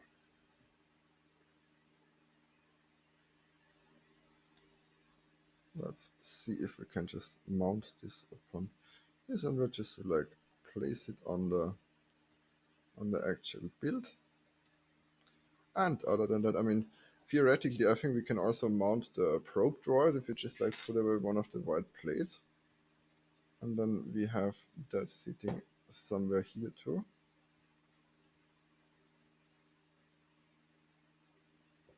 All right, so I guess the rest of the figurines would look like they are a little bit too much. I'm not completely sure. Yeah, the flowing hair of Alloy, I swear. That's an interesting way to be honest. Huh? um, and it's also weirdly enough that's how's it called, a rubbery piece, probably because they were scared of breaking off anything. But now we can use the regular Chewbacca minifigure again, and we can just give it some other blaster, I guess, or we'll just let's stick to the original, just to keep it a little bit intact to what we actually are supposed to have from the build itself. All right, so this is where it would be by now. I would say I will put it into my cupboard like this probably. So I would leave it in this position. Um, That with the red hair, yeah, that would be interesting. Sadly, the Chewbacca minifigure cannot really be switched off with hair pieces. Like that's one of the biggest flaws I think that this minifigure has. It's just like the hair piece and the actual body piece are basically the same, because it's this overhang that it creates. I hope you can see that. I'm not sure. It always just wants to focus on me. Okay, yeah. You see that, like, this is like one piece, and if you take it off, it's like it looks really weird because there's nothing anymore. So it's just like this giant head piece. sadly, I don't really understand why they do it in this way, but I guess it's just not really easy to do. Otherwise, they would have to make a whole different mold for it, I guess. Anyways, so now that we have actually finished our build, and so sorry to actually have drawn it out a little bit more than planned, but I just thought it would be cute to actually put it into the diorama that I planned for it to make it a little bit more fitting too. So that's why it took, wow, we're streaming for 3 hours and a quarter. Nice. So that's probably the point where I should start doing my review section for this set. Um, as it was a little bit of a taller and larger build. Um, I gotta say it takes a little bit longer to do, but I think it's actually a really cool model. I very much appreciated building the whole thing, to be honest. I already have built this before, as I maybe have mentioned too. And I still very much appreciated and enjoyed this build a lot. I think this is one of those builds that you can do multiple times and it's fun still. Like it's a rare thing to do, to be completely honest. No, I think nobody should blame you for any sort of distraction. I very much appreciate it, and every single chat message that you posted today too. As I do always. I think it's always just lovely to have participation while building this sort of stuff, because I don't know, just building it by myself, I would just be bored and lonely anyway. I very much appreciate human interaction doing while building Lego. I don't know. I just think it's a lot of fun. Um, so to talk about this set a little bit, I also, as always, have prepared the shop page, which now I can maybe draw a little bit larger. Well, it does not change anything, but we were still able to. So, first of all, the price per piece ratio on this set is actually, for it being a Lego Star Wars set, it's really good, because it's $50 for more than 500 pieces. So it's at least under 10 cent, beneath 10 cents per piece, which usually is a good value to it. The problem with the ATST in terms of like parts, the amount of parts, is that, as mentioned, there's a lot of smaller ones. So you have quite a lot of additions, like these little tiles and hooks and stuff like that, which I think make this set look amazing, but it has a lot of dribbling to account for when you talk about the actual parts, or like the amount of parts. Um, but even though it's not the best price per piece ratio, I gotta say I think this set actually is worth it quite well. Not for $50, but and that's the important thing. It has now been out into the general public for like quite a little bit. So usually this set ranges around $40 maximum from what I've seen. If you go, for example, to Target, Walmart, or some place like that. So if you're actually interested in this, um, I can definitely recommend picking this up for $40. I think for $40, first of all, you get a great price per piece ratio. You get good value out of this set. I think that the parts that you're getting also are fantastic, because you get a bunch of Technic connectors and stuff, but also a lot of light bluish gray and dark bluish gray tones of color, which are always usable in any sort of shipbuilding or any sort of Star Wars stuff and stuff like that. I'm terribly sorry. And it's also like, in terms of building fun, I think besides like building the legs, all of these parts are so diverse, and there's so much different things to do on this set, that I personally can very much recommend it in terms of the actual building experience. Yeah, I'm a little bit tired. I'm terribly sorry. It's like it's 2:50 in the morning right now. Um, it started a little bit earlier today too. But I still was just so motivated to do a little bit of a longer stream. I don't know. I just always just appreciated it a lot. And today I was like really feeling like doing a little bit more, um, because the last couple of times I was feeling like quite a little sad, like the little ice cream truck and stuff like that. So I just thought it would be time for something a little bit more substantial again. Um, Also, like I mentioned, I knew this set already, so I think it was also a choice because I think it's just an awesome set to build.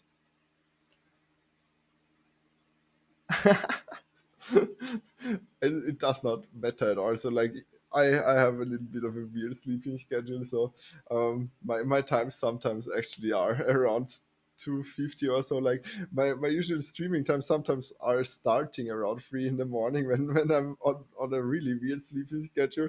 Um, but sometimes I'm trying to actually like tone it down a little bit and move onwards to a little bit of an earlier time bracket. It's also I feel like I, I I see more people that are actually interacting with it if I'm doing it a little bit earlier. So I think it's only beneficial. I hope it's not like a really weird time for you at the moment too.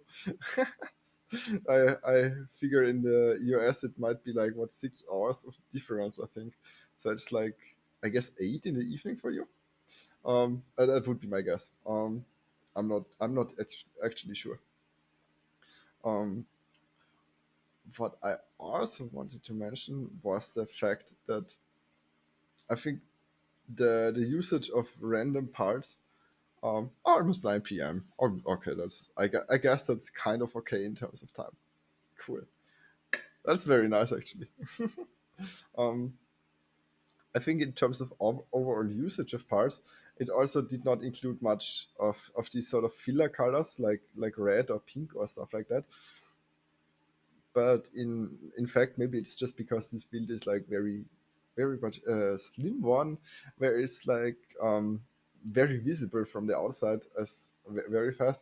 It's probably the main reason why there is not that much complementary colors being included where it's just like yeah they had to reuse it from overproduction, but instead they did not they knew they would not get away with it, so they actually did not even try. I very much appreciate that.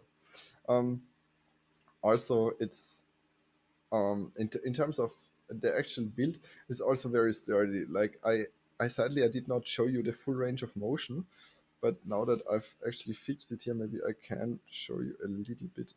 It's all hooked a lot together, so I would um, kind of appreciate if it's okay if I just leave it like that. But it can just articulate this top side, like the top side of it can articulate front and back, and as you can see, it's moving when I turn the little Technic crank on the top.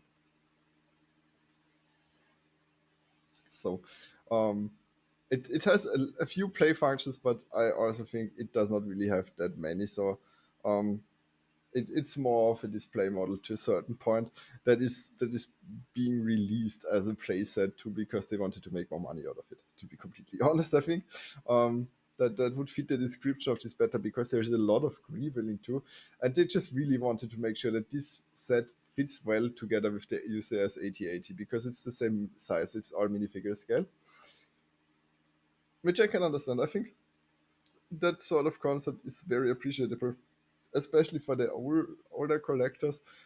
Um, can it fit inside the big one?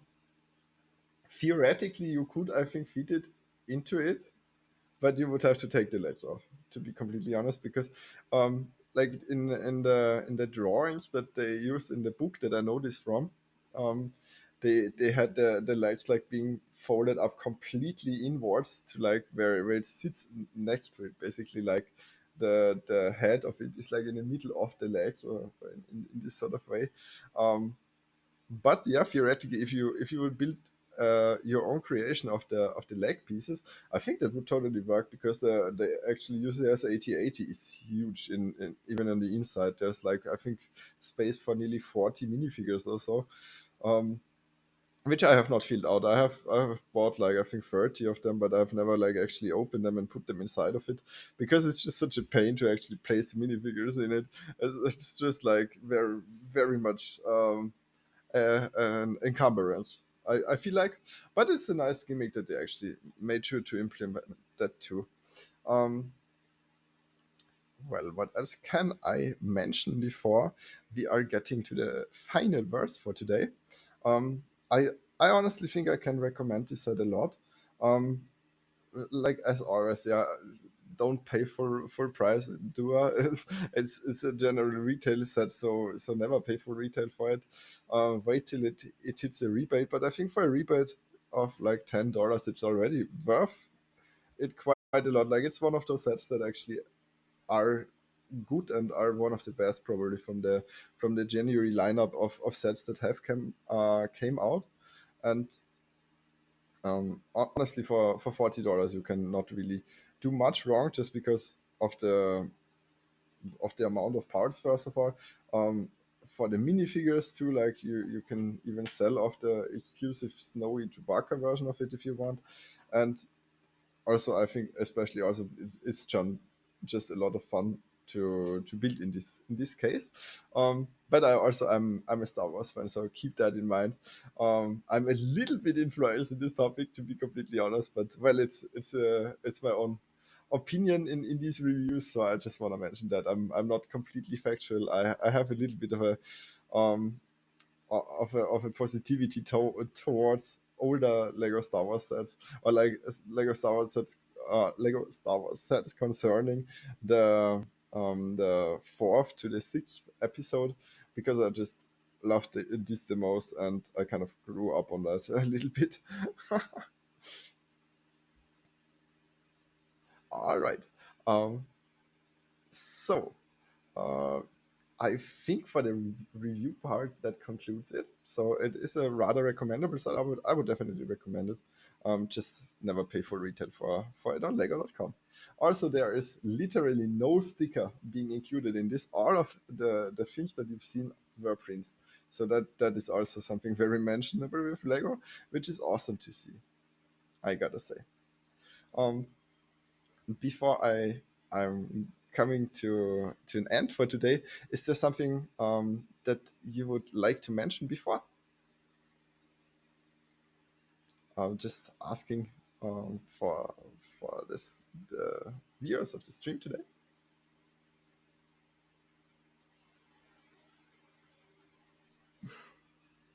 And in the meantime, I wanna also just mention like um for the playset character, there's also like these spring-loaded shooters that can be attached in here.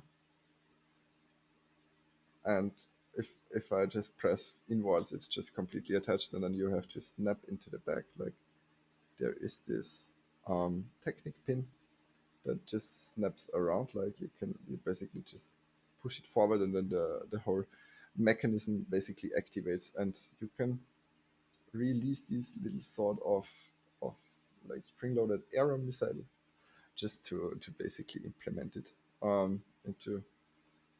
into the shooter of it. It does not really make sense why it has it there because there would be no actual guns on it. But it's a nice gimmick to have. I think this is just like keep it stream. Oh, I cannot honestly only say this. Thank you so much for being part of the stream. I very much appreciate that so much, and it always makes it so much better to actually be able to chat with you. That's just such an enjoyable experience too. It's just always so much more fun when I actually get to talk with somebody that that understands my points and is so friendly and so helpful too. Thank you so much for being part of this stream. I very much appreciate it. Other than that, for all the viewers that were, for example, watching this on YouTube or the VOD on Twitch, thank you so much too for actually watching these content. Um, I am usually streaming at least basically 5 days a week is what I definitely am always trying to do. At the moment, I'm more aiming for 6 to 7 times a week if possible.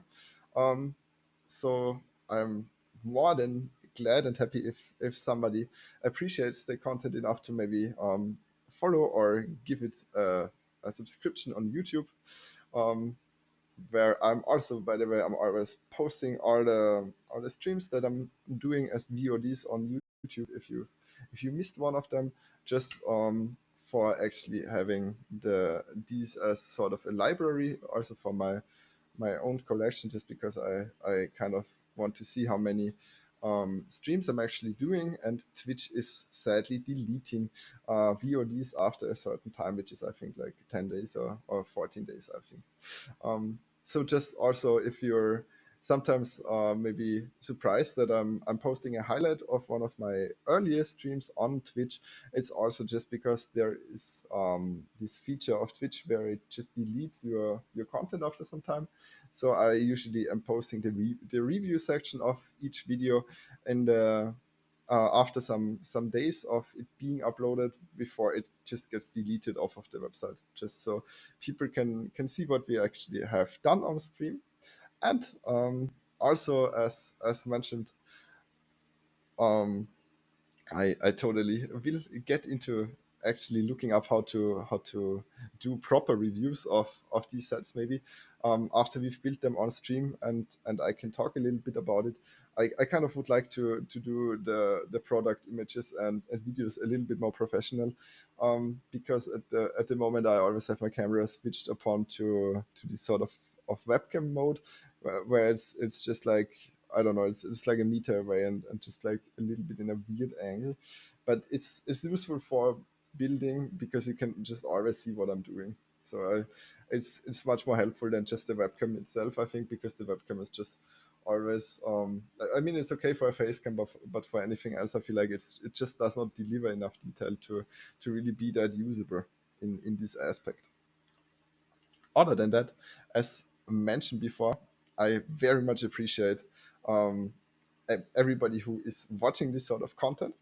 And I am very much looking forward to the next stream. The next stream probably will be a little bit of a smaller set again, but nonetheless, I'm always more than happy um, to entertain anybody who wants to join this sort of streams. And I very much hope to hear and see you on one of our next streams too, Mr. Who That Is.